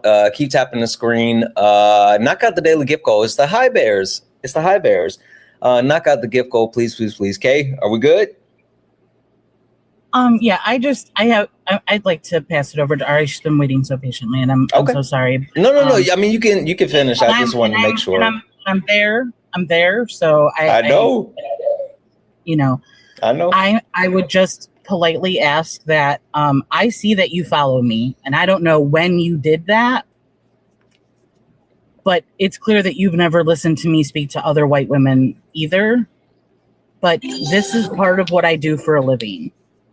Is corporations send people like you who don't have knowledge and are problematic employees that think that they know things to me to work on deconstructing whiteness. So if you want more resources, I'm more than happy to do so. I would also like to let you know that we have a lot of other creators that are tangentially related to the platform that have their own platforms. One of them is Above You, who is like the most brilliant person that I have come to really enjoy listening to, because of how I can't really put it into words. It's, to me, I just think that Ari is a stunning example of being able to educate when really like just not having the engagement, and still educating people constantly. But for you, I really think like the invisible knapsack would be the very first thing that I give you to start looking into inherent biases and like just kind of unpacking a journal, your favorite, pen or pencil, whatever, instrument you like, and listening to more spaces that you're challenged in without commenting and then arguing in the chat when you don't know better. Because this whole week is talking about basic humanity, and the way that you labeled people with S's stripped everyone of their humanity tonight. Yep. It stripped even yourself because you just said white or whites. Like you've dehumanized the queer community. You've dehumanized Black people, Asian people. I mean, you don't even know what the 5 races in the United States are. And that's super problematic to then come into a conversation. And so I genuinely, I hope that you take some resources and ask for them. And I hope that you listen to what Ari and Joanna have worked or Ari's going to, but the work that Joanna has done. And remember that Black people's labor is not free, and everyone's pay links are in their bio, and that you could also pay for the education you're receiving this evening, even though Late Nights is an educational space. Cash App, PayPal, Venmo, pay links, and links are in the bio. Also, one last thing before, I'm sorry, Solid, super solid. No, don't plug Solid, because I've been texting him the whole time and he's not here. And Okay, no, listen, he is in the future. No, he does. Santana, No, he's in the future. no, because he's not here, and I've been texting him this whole time. No. Okay, well, he's in the future and works and also needs sleep. So we're not going to be texting him when it's the next day for him. Yeah. We're going to be respectful. You would. So solid, I would. Super solid for TP. I would recommend that you follow him. He has an excellent Patreon that is super economical. If you can't cover the cost, this is like the only time I'm doing this. I know that there are other people who are better than me, but I will cover it for you for the year. But if you literally were a sociology major, you would want to do better and you would want to do that. But Solid has a Patreon right now that people are taking a class on race.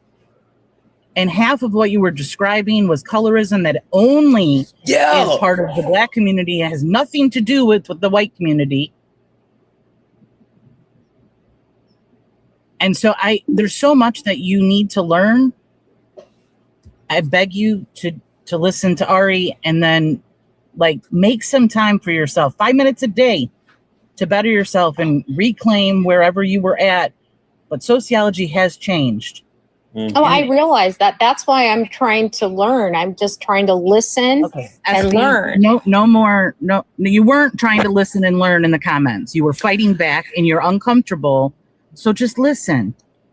Ari's amazing. Joanna's been amazing. Just listen. Racism also occurs within any culture, society, and or race. Black and brown people can also be racist. I'm just gonna keep reading that screenshot. That's not a learning statement. Thank you, Kay. Guys, keep tapping the screen. Let's get the likes up to 200,000 likes. Also, take care of the wonderful people on the panel, please, please, please. And remember, pay links and link tree in the bio for everyone. Make sure you're showing everybody some love. Ari, I'm sure there's a ton that you want to talk about.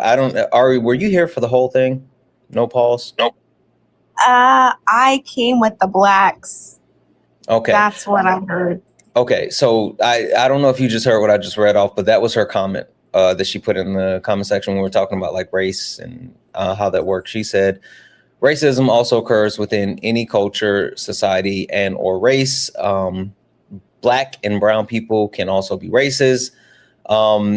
She also told me about this amazing movie from the 90s. I'm gonna have to go check it out at some time, called Do the Right Thing. It was about like how races in New York were like at an all-time, they were at an all-time high at each other. Like the Italian race was upset. She talked about like how black TV shows also, focus on Anglo characters. The actual characters were Anglo. What else? Oh, she has a sociology major. She got a degree in this as well. Black people can be racist. There's 6-7 races. She said there's 6-7 races. And also Morocco and Italian are ethnicities. Yeah. Okay. 6-7. 6-7. So for me, my approach to this is really, I just like questioning where people get their information from. So really quick, SB, and I only came up because I saw people asking for Solid, and I bet Solid was sleeping, so I hope I'm a good enough substitute, because he has taught me so much myself. Solid's gonna be so mad in the morning. And I'm gonna send him the screenshot too. He's gonna be so mad, and I'm gonna laugh in his face. Nerd, sleeping. I hope I do him justice with the things he's taught me myself. So really quick, SB, what is structural functionalism? I don't know. Okay. What is racial triangulation? I don't know. What is conflict theory? I don't know. What is symbolic interactionalism? I don't know. Do you know 3 out of the 4 of those things were 3 paradigms understood under sociology?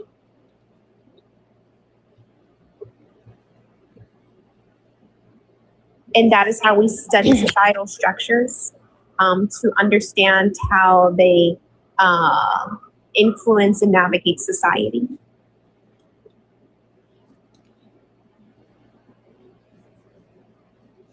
So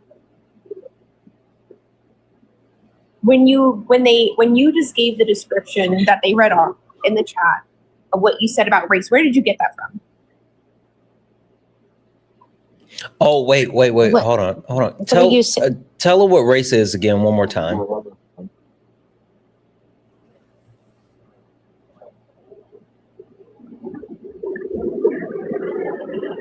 Never mind, I'll speed run it. Ari, it's when the grouping of people don't like other people. That's race. Sorry, go ahead, Ari. No, you're good. Where did you get that from? Where'd you get that understanding from? I don't know. Oh.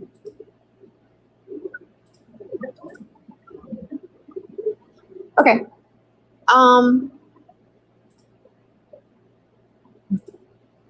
Do you recognize you answered all the answers with I don't know?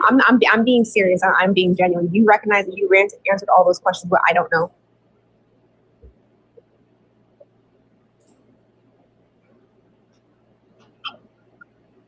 I do not remember any of this when I was studying sociology.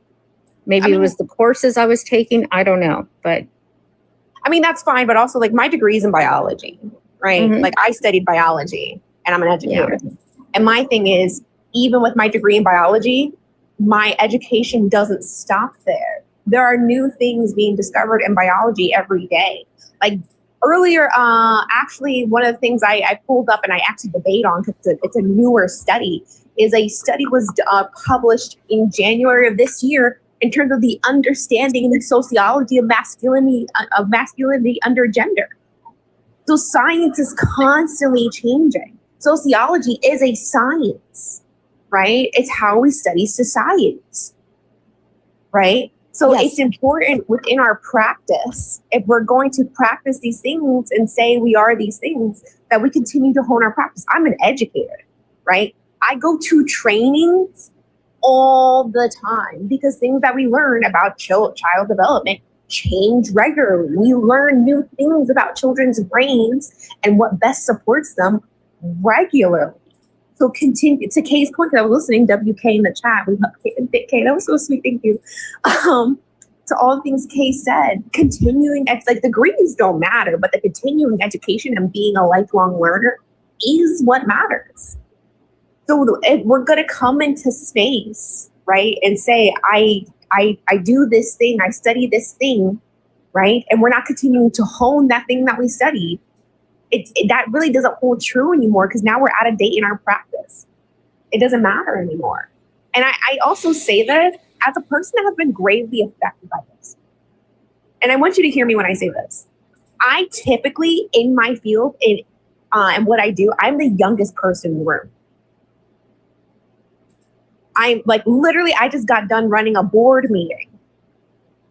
And I was the youngest person on the board meeting because I'm in my 20s.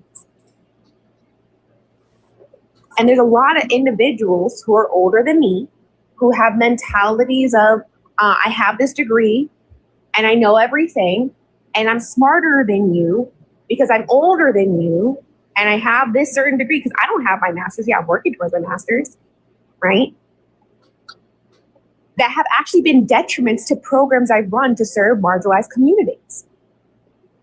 They have harmed those communities because they want to put a barrier between me and supporting those communities because they're not honing their practice and they think they know better just because they hold a degree.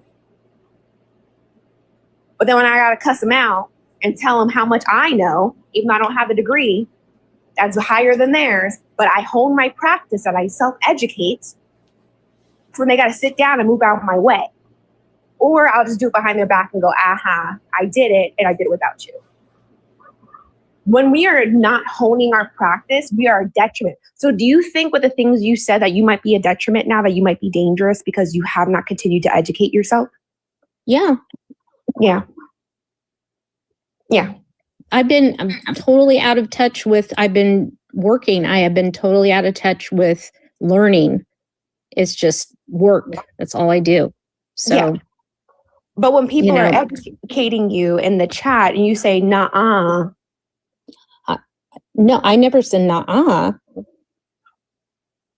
That's what I hear they're saying that you said. And I trust Kay and Santana and Joanne. I can literally go back to your comments. Like, do you want to go grab your comments? Do we, like, because I can go get your comments if we want. I'm so good at putting screenshots on the screen. That's like I've learned how to do that. No, it's really not necessary. Well. Okay. All right. I just want to make sure. I had a quick question for Ari, if I could. Mm-hmm. An excellent point was made in the chat. When was Kimberly Crenshaw introduced to us? Oh, I don't even know what year she was introduced. Honestly, it was more recent. Actually, that's a more Late recent 80s, concept. early 90s. Yeah. In the 90s, when this would have been the field. And she is an instrumental figure in sociology. And what you said too in the comments, SP, just so that Ari has a good idea, is that your focus was on race relations. She did say that. Yeah, and there was also like a more recent, like if we're talking about like recent studies, like Stanford, and like I think the study was published 2021. I've been giving it to Santana and Sala to use in racism debates. Right? Stanford even put something out. The 7 factors that contribute to American racism, which breaks down the different components and needs for racism to exist and to be racist. It talks about pessimism, right? Denial, hierarchies, all of those things are, excuse, ma'am, leave your brother alone. Leave your brother alone. Sorry, dogs. All those things are sorry, necessary. dog. And so, like, they've already said all the things to you, but I'm pointing out how dangerous what you did in the chat is, especially to people like me who are trying to do the work. And even though I might not have the degree, I have the continued education because I have a desire to learn and actually address these issues, right? And for when people do that to me in the practice that I do, that stops me and that delays more time for people receiving supports that could be detrimental to them. Spanish speaking supports to help them be educated, access to mental health services, because I work in the nonprofit sector, things like that. I just had and I'm not even going to say all the things I need to do for those things, but that is detrimental when I have people going nuh-uh based off of their feelings because they're not honing practice.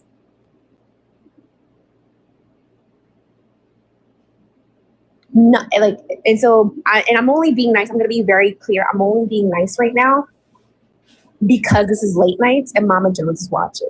Tell the people what I told or what I sent you in Discord, Ari. He said, "Don't break the toy."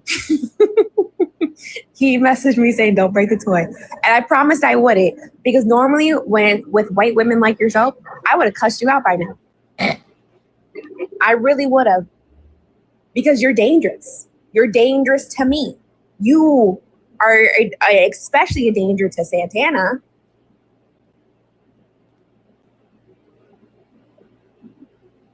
Especially because I hope you don't do it. I don't know if you saw in the chat. Everyone was saying, don't you start crying. Because the second a white woman starts crying, because they're being called out, right, on stuff that's harmful, those tears can mean Black lives. And you got 3 Black people up here. I was about to say, not tonight, Ari. We got our own white woman up here. Oh, we can fight back. But like, even in the chat, they were saying, "Don't you start crying," because they were concerned about the white woman tears that you were potentially going to display.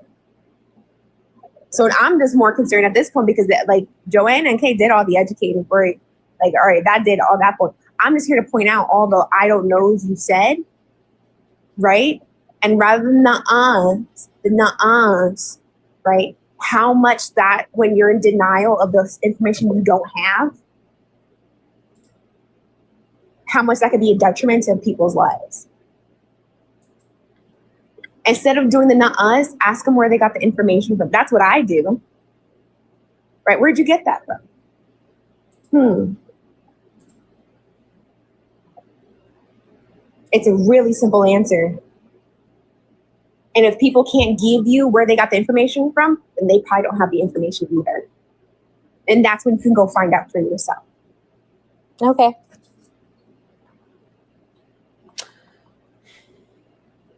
Hey, SB, why do you think we've been up here going through all of this? What do you think the point of all of this was?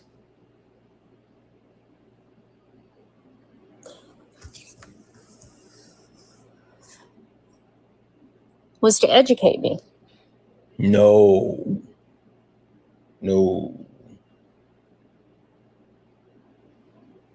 What did you take from what Ari just said?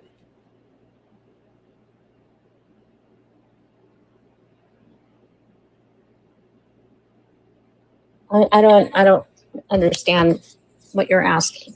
What do you remember the question I asked you about the blue bracelet and if you were a safe person? Yes. And you deemed yourself a safe person? Yes.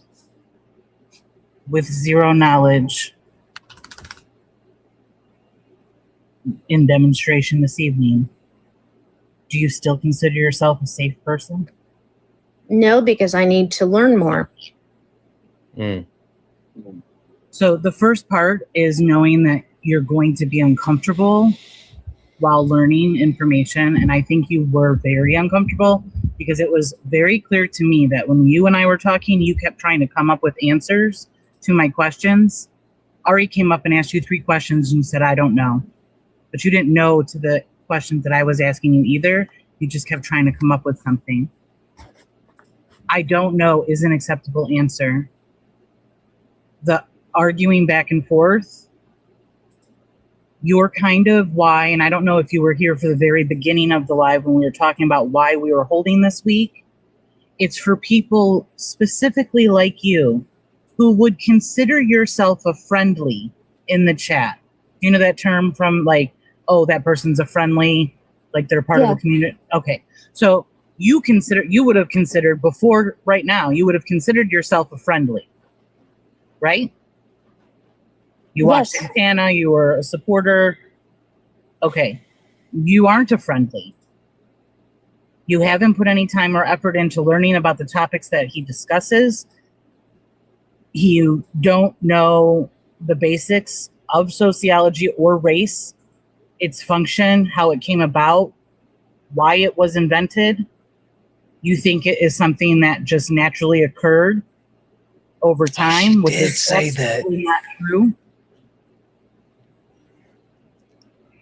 And if you're really serious about learning, instead of giving you the answer, I want you to research who created race and in what time period. And if you give me that, I will give you unlimited resources and knowledge that I have, so that the next time someone says that you are wrong in the chat, you can say, I have this source, this source, this source. What's your source? I want to say, SB, I want to make sure that you understand, because Kay like broke it down, but I want to be very, very clear. The reason why I invited you up here and I wanted you to join this conversation is not because anyone up here was trying to educate you. Heck, I don't even think you actually listened to any of us. If I'm going to be honest, I was listening. If I'm going to be honest, I don't even think you really care about anything that anyone said. If I'm going to be completely honest, I think that you started off by telling your cool stories, and you told me about the Black movie, which of course I know, Do the Right Thing. Of course I know who Spike Lee is. I was being facetious. And then allowing you to speak, and this is why Kay tried to shut you, or not shut you up, but stop you. And I wanted to continue to let you speak. I let you say all the words that you know, because the point that I'm at when we're trying to have this conversation, and literally the comment that you made, this comment right here, racism also occurs within any culture, society, and or race. Black and brown people can be racist. At the point that you were making this comment was when we were talking to people who don't belong to certain marginalized groups, and we were trying to get their understanding of the different ways that systems affect them and terminologies affects them.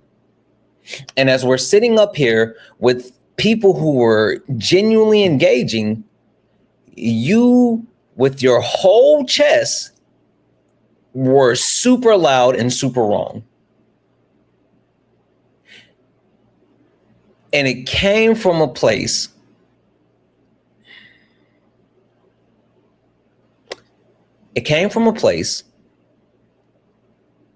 of thinking that you had the high ground because you said you had a sociology degree, but obviously you haven't properly educated yourself.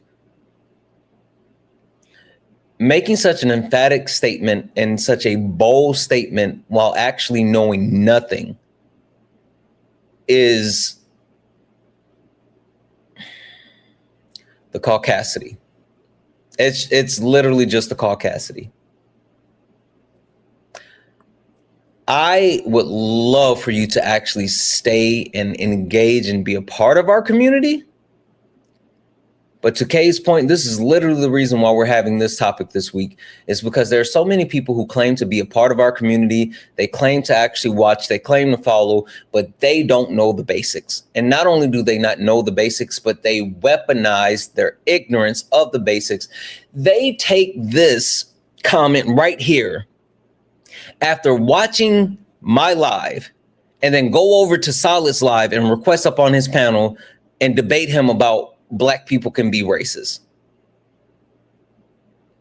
And I think to myself, how are you watching my live and say that you're part of our community, and then you go over to Solid's space and debate him on that topic? Not saying you did that, but this is the problem. People who claim to be a part of our community while not actually learning the important aspects of the community, it's either we're failing you or you're failing us. And we just got to figure it out. So if you say that you're a part of our community, but you're making statements like this, there's a failure somewhere.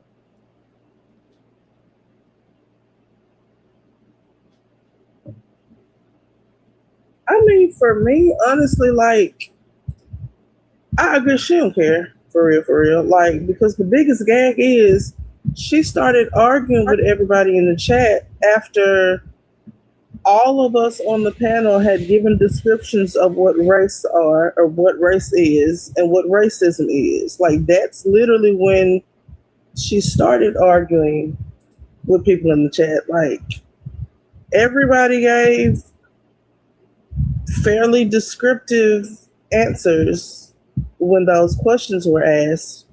And instead of you being in the chat saying, I didn't think of it that way.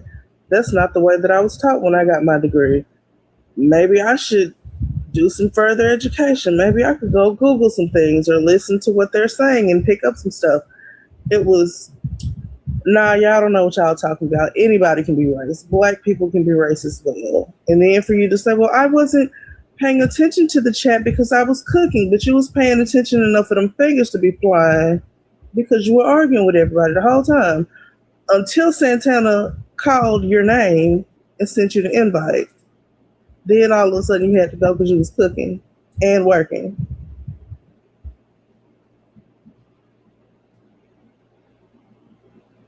SB, did you learn anything at all from anyone? Like, genuinely?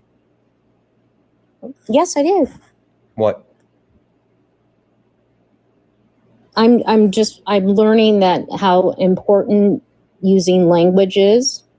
No, not symbolic lessons, like actual information. What actual information from all the multitude of things that were shared? What actual tangible piece of reproducible information did you learn?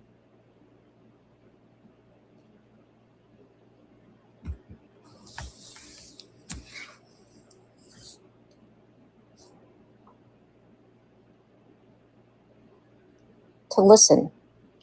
That's a symbolic lesson. I'm not talking about to be a nice person. I'm not talking about to,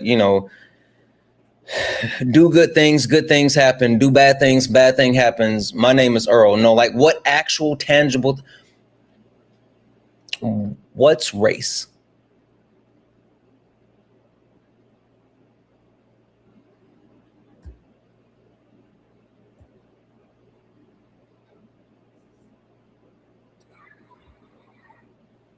That tracks so much. And she ran. No one kicked her. She ran. She literally ran. And that's why I said this entire time, she hadn't been paying attention. She wasn't listening. And she thought that she was going to be able to say, well, I learned that I got a lot of learning to do. I feel like I know that the chat is like all of that and like nothing. And it can feel deflating, but that conversation wasn't just for SB. Nope. That conversation was for all of our community to realize when we need to take a step back and learn more. And I tell Santana this constantly. I have been deconstructing for over 25 years, coming up on 30 years. I'm old AF. And I always tell him at the end of the day, I'm still a white woman. It doesn't, there was someone in the comments earlier that's like, you're giving us a goal with nothing at the end of it and it never stops. And, you know, we just like have to do all this work. Yep. Yes. It is work. But it honestly becomes something, in my opinion, over all of these decades, it's become enjoyable to like keep up with everything. I see so many people that are my age that don't know things or can't figure out references from people who are different generations than them. I think it's a privilege to be able to sit here and keep learning, to pick up books and keep learning. And there are other people who put in the work.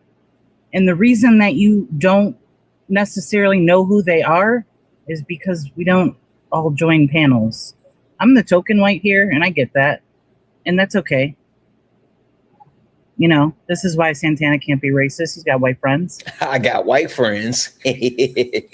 So I just implore every other person who's in here that is white, or doesn't even matter whatever race you are, there's still unpacking to do. There's still unpacking for everyone. And to recognize our privileges and not say like, well, I have to work and I have to cook and I have, you know, kids and all. I raised 2 kids. I went to school. I have a medical degree. I have practice. Like, and I'm still here trying to volunteer my time with Santana because even though we still don't agree politically, never will. Maybe one day you might join us. You might become one of us.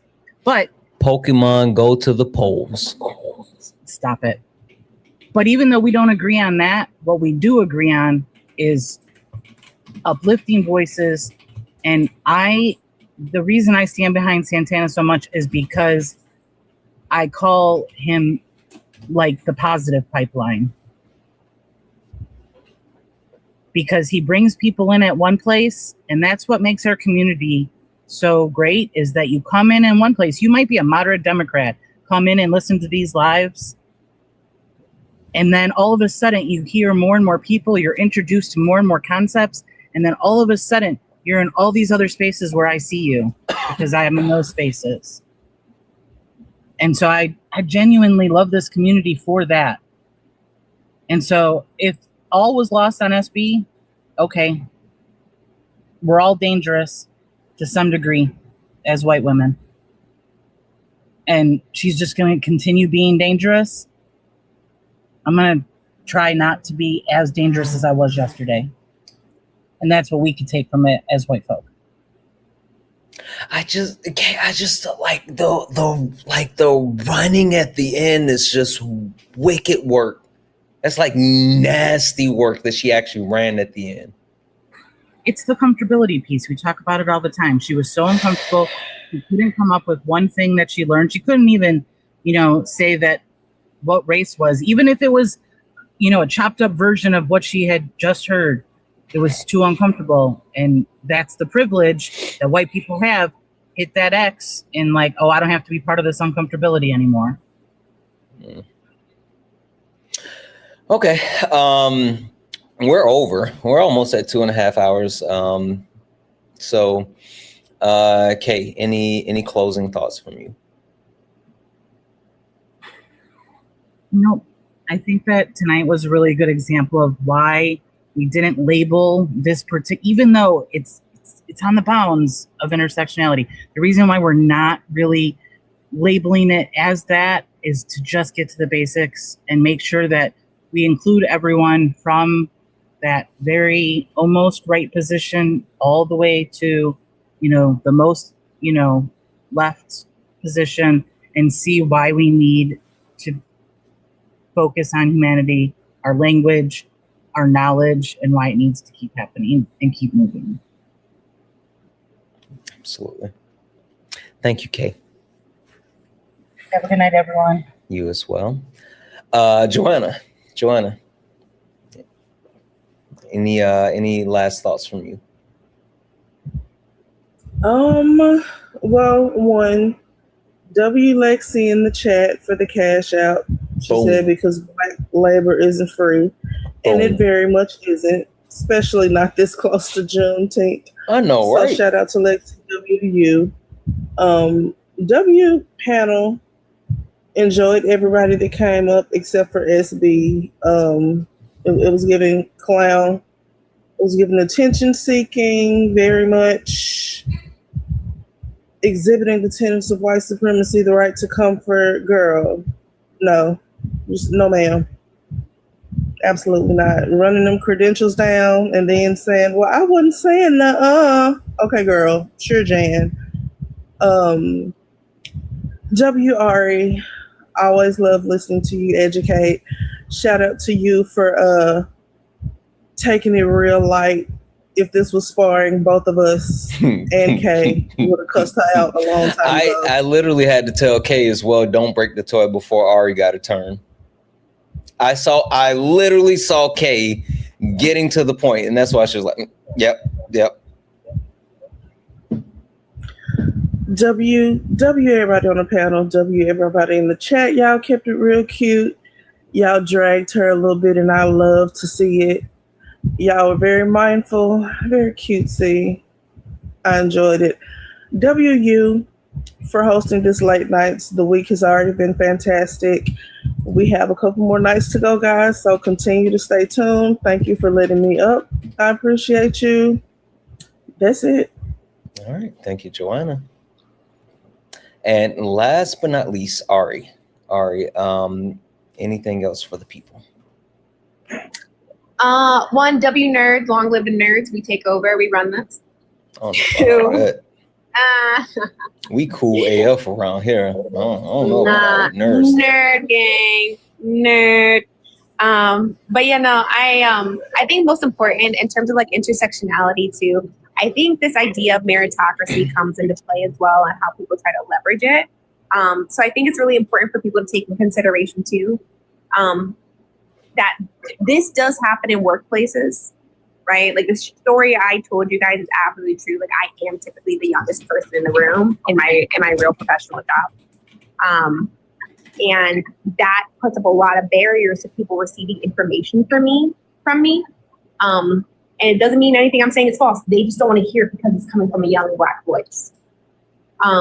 So that's just things that people need to unpack and to take in consideration. Just because you hold a degree doesn't mean you know everything, literally. And I hold a degree and I know I don't know everything. Mm-hmm. But for people who don't want to know stuff, I run a book club. I run a book club where we literally unpack stuff together and we read. We vote on books. So the community has a say in the books that we read. You can suggest books. No, I'm sorry, we're not reading the Kamala Harris biography. I'm a socialist. We're not doing that. No. But we do read books on capitalism, white supremacy, sexism, all the isms and phobias. So if you guys want to join a 21 plus Discord, and you just can't be a Nazi. No kids, no Nazis. Yes, 21 plus, because we are reading on white supremacy and how it functions, and white supremacy is grotesquely violent as Santana is reading from the 1619 Project. Oh, I finished that last night. Oh no, wait, I finished it this morning.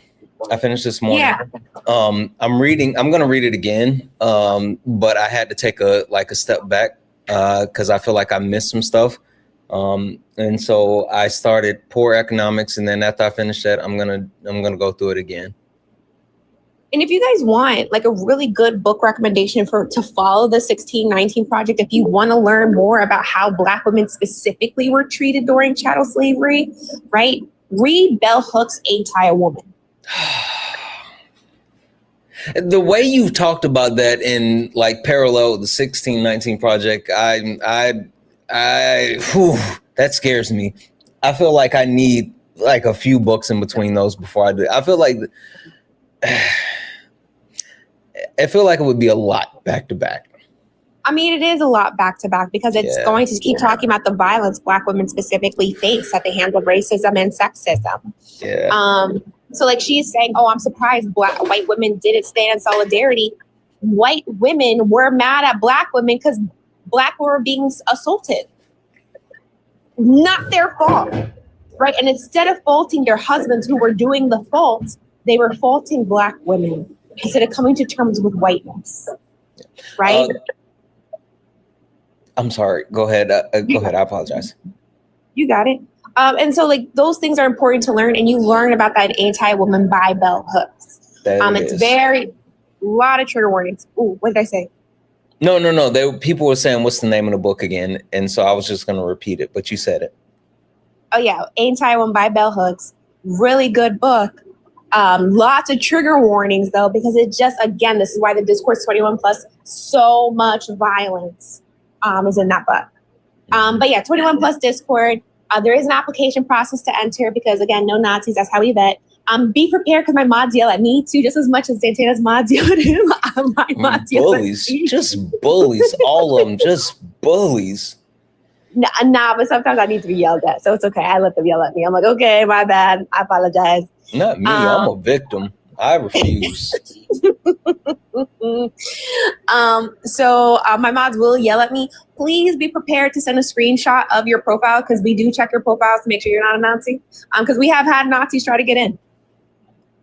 So we try to keep people as safe as possible. I don't believe in safe spaces because everyone is inherently harmful, but we do try to make sure the space is as safe as possible, and we try every day to be safer for each other.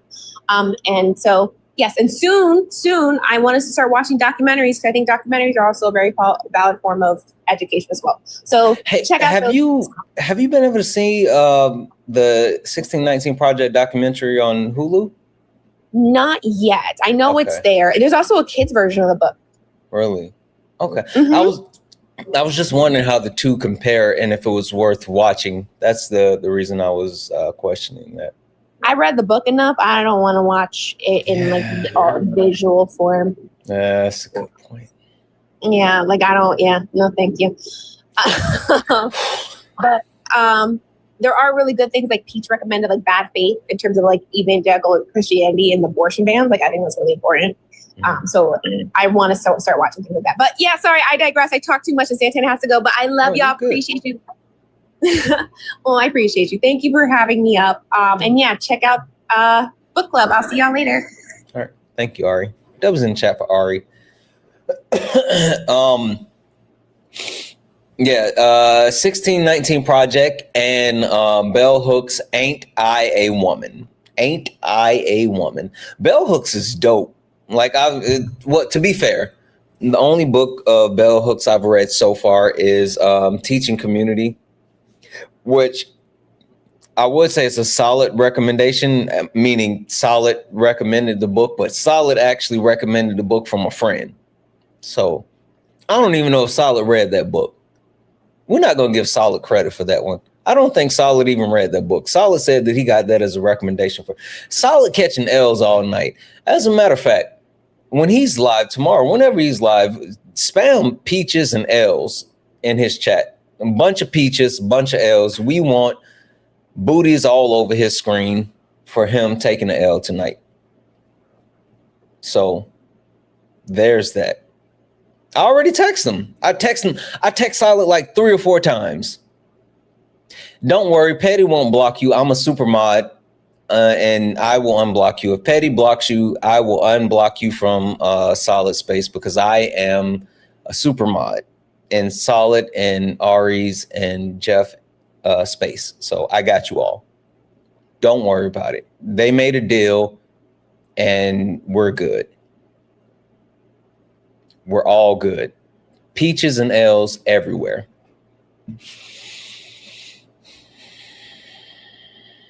Yep. Couple.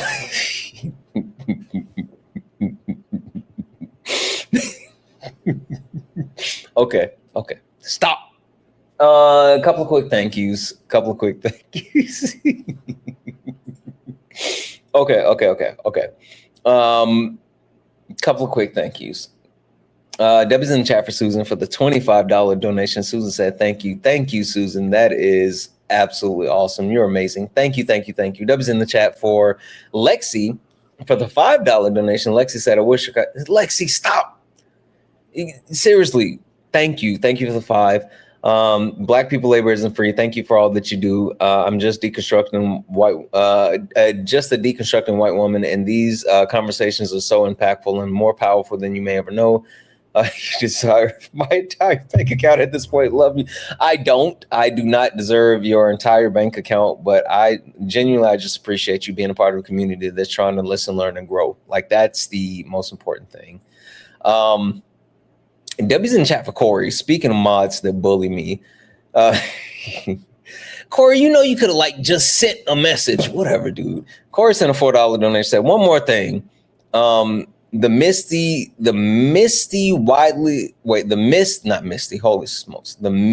widely accepted propaganda defined in 1990s sociology studies on racism include colorblind racism, intersectionality, critical race theory, laissez-faire, and structural racism.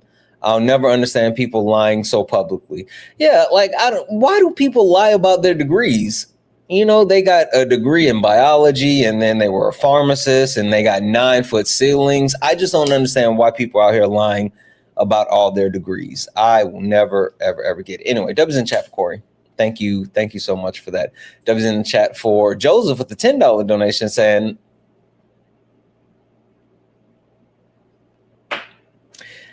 I won't read that out loud, but Joseph, I genuinely appreciate you. I appreciate you being here. I appreciate you being a part of the community.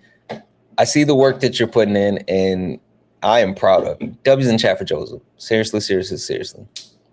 Who got 9 degrees? W's in the chat for Jason for the $5 donation saying, fantastic late night. Thank you for continuing to do the work so that other people can possibly do their own.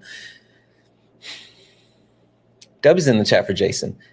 That's literally the point. I must read that again. W's in the chat for Jason, who sent a $5 donation. Fantastic late nights. Thank you for continuing to do the work so that others can possibly do their own work. That's literally the point, guys. We have to do it. You can't just sit in these spaces and say, I'm a quote unquote friendly, but you're not paying attention. You're not taking anything in. You're not going to be intellectually curious. You're not going to look stuff up. You're not reading anything. You're not doing anything. Just the only thing that you're doing is saying, I am here watching this. We're not going to get better through osmosis. We're literally not going to get better through osmosis. We have to do the work together, guys. That's one of the reasons I've been so excited about talking about the books that I'm reading, guys, because I want you guys to get as excited as I am. But honestly, it keeps me honest to make sure that I'm learning the stuff that I'm supposed to be learning. Talking about this it allows me to actually share with you guys what I'm learning and to make sure that I'm actually processing it. And plus, management gets tired of hearing me talk about it. Yes, Osmosis Jones. Management literally tells me not tonight. So, yeah. No W's for her. W's in chat for David for the $10 donation. I keep missing you on the timing, but I've been wanting to talk with you on late nights about veteran issues in the Iraq War. Hope to catch you soon. For sure. We got to do something. I think it is important that we do something with the vets really soon. I think that is. I don't think we've done anything specifically geared towards vets in a while. So we probably should do something with vets. We haven't done anything with vets in a while. I think that would be good. W's in the chat for David. Thank you so much for that. I think we are. W's in the chat for Manders for the one share bit to say, I'm glad we're having this conversation when we are, but damn, I wish there was someone open to learning rather than this woman. W's K, W's Joanna, W's Ari for their amazing work. I just don't understand. Like,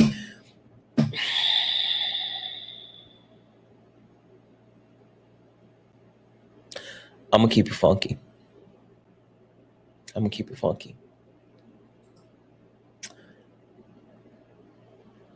I knew we lost her when she was sitting there talking to Ari and she just kept saying, I don't know.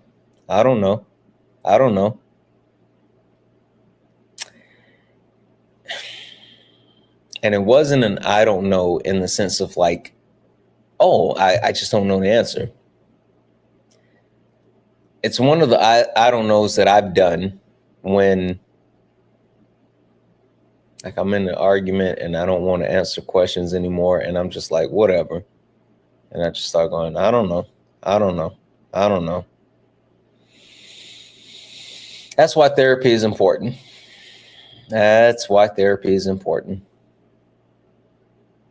I freaking knew that was it when she started doing that. And then everything was just, okay. I don't know.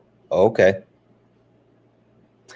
Anyway, W's in the chat. Oh, guys, for anyone who doesn't know, follow this account right here. Here. I was looking at my screen. Here, follow this account. This is the third account. This is the backup. If anyone's interested, I wake up in the morning and I've been doing like a walk and talk on the third account where I'm trying to do like 5 miles on the treadmill every morning. Like I'm trying to push myself to do that. And so what I do is in the morning, I get on this account right here and I just talk. Like we just hang out, we talk.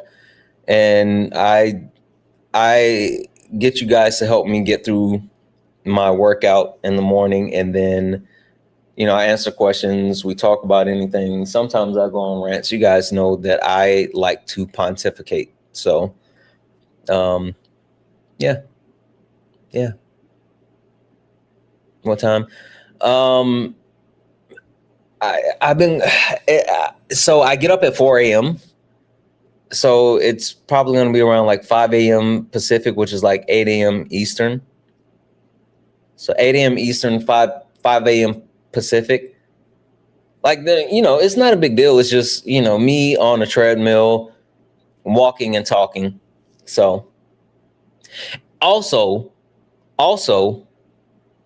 some of y'all said that y'all were going to start a walking. You literally told me that we were going to start what they call it, Dwayne? A walking club or something? Dwayne, what did they say? Oh, no, this is an FYI. Sorry, this isn't on Twitch or YouTube or anything. This is literally just on the third account from my phone as I walk and talk. That's it. Yeah, you guys said a walking club. Dwayne, they said like a walking club or something, right? I'm waiting to see who else is going to be walking because I said I'm not going to be the only one walking, and then y'all calling it a walking club. So if it's a club, it's not just going to be me walking and then the rest of y'all just watch me walk. Yeah, they did say like some type of walking club or walking group or something. I'm not going to be the only one walking and then y'all just sitting there watching me walk. That's not a walking club. That's not how that works. I am not in a terrible time zone. Don't nobody, you almost made me curse, Chelsea. I almost forgot that I was on late nights. Don't nobody want no darn matcha. Chelsea must have bought stock in matcha. I'm telling you, I don't know what it is, but Chelsea must have bought stock in matcha or something, because the way she's trying to sell matcha to everybody, somebody need to go check out her portfolio. I don't know what happened. I don't know how much money she spent on this, but for some reason, Chelsea is trying to sell everybody matcha, and I'm not here for it. I am not interested in it. No. No means no. Keep your grass juice to yourself, Chelsea. She said, please look at my TikTok shop. I scrolled into Chelsea's live. She said, Santana, look at what I want to sell you. God dang it. All right, we got to get out of here for real, guys, because I do have to get up in the morning. I want to get up on time. One more. W's in chat for David for the $5 donation. On the subject of growth on the topic, a few nights ago, I have noticed a demonstrable improvement in my relationship with the woman in my life since listening to me.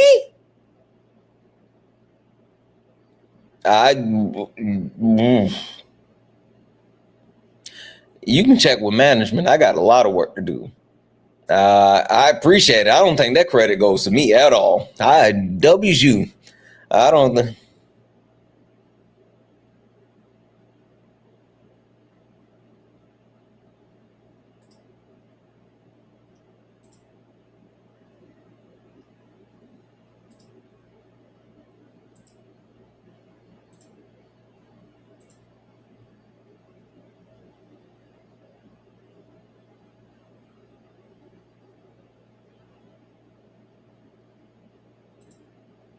Accept the request, Mike. Mike 89912. Accept the request. Where'd you go, Bub? Mike, accept the request.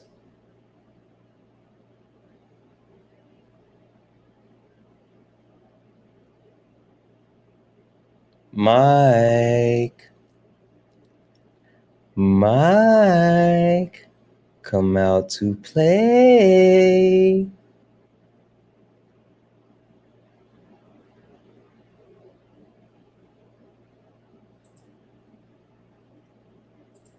Oh, Mike isn't going to accept the request. It's okay. I know.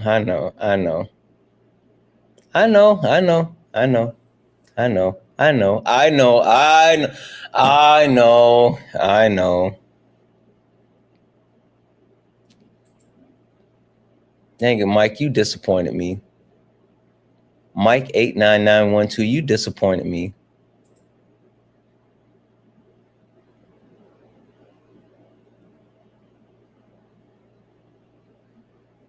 You dweeb.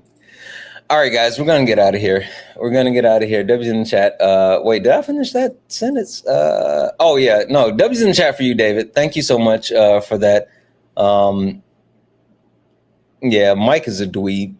We're gonna get out of here. We'll be back if you got time in the morning. Like I said, follow the third account. This is the third account right here, and I'm just gonna do some walking, and I'm gonna try to do this like every morning, and you guys hold me accountable. I hold you accountable. And then we had sparring in the morning. Night 3 of late nights with Santana. Late nights with Santana with this topic. And if you didn't get to join the conversation this evening, we got night 3 and night 4. So hopefully you guys will be able to join at some point and be able to, do all the things. Okay. We gotta go. Lego. Yeah, this ain't your regular panel. Nah, we speak the truth. Late nights with Santana and Mama Jones watching. Better keep it clean. Let's go. Late nights, truth in the convo. Everybody get a seat at the table. From the block to the books, we mindful. We sure can, Dwayne. Just dreams in the Bible. One mic, one voice. We build bridges from the heart of the hood to the world's big issues. Politics, pay, different cultures. But the real ones listen before they rebuttal. Late nights with Santana. Yeah. Mama Jones watching, so keep it grown. Ain't about flexing, this the purpose zone. Santana hold it steady when it might get hot. But we ain't here to fight. We here to connect the dots. Yeah. Late nights with Santana. You already know. W's in the chat for the chat. W's in the chat for the chat, guys. I'll say this. I think what happened this evening was It was kismic. It was necessary to highlight this within our own community and root this out within our own community and address it within our own community. This is literally a call in. This is not a call out. We will be better as a whole. I think that's so important. I think that's important. We all have flaws. I have so many. And we can all grow and be better together. And that's all that we need to be doing, right? We need to control the things that we can control. And what we can control is how much we learn, how much we try to grow, and how much we try to be better people. And that's what we're going to do together. So thank you. Thank you all for hanging out this evening. Thank you for making this a wonderful, wonderful night. I'll see you all in the morning. We'll do this again tomorrow. If you didn't get an opportunity to join, you'll have 2 more chances. So thank you. Guys, thank you for all the gifts, taps, likes, and shares. Thank you all for hanging out. Thank you for being the most amazing community that anyone could ever ask for. I love you all. And as always, Santana.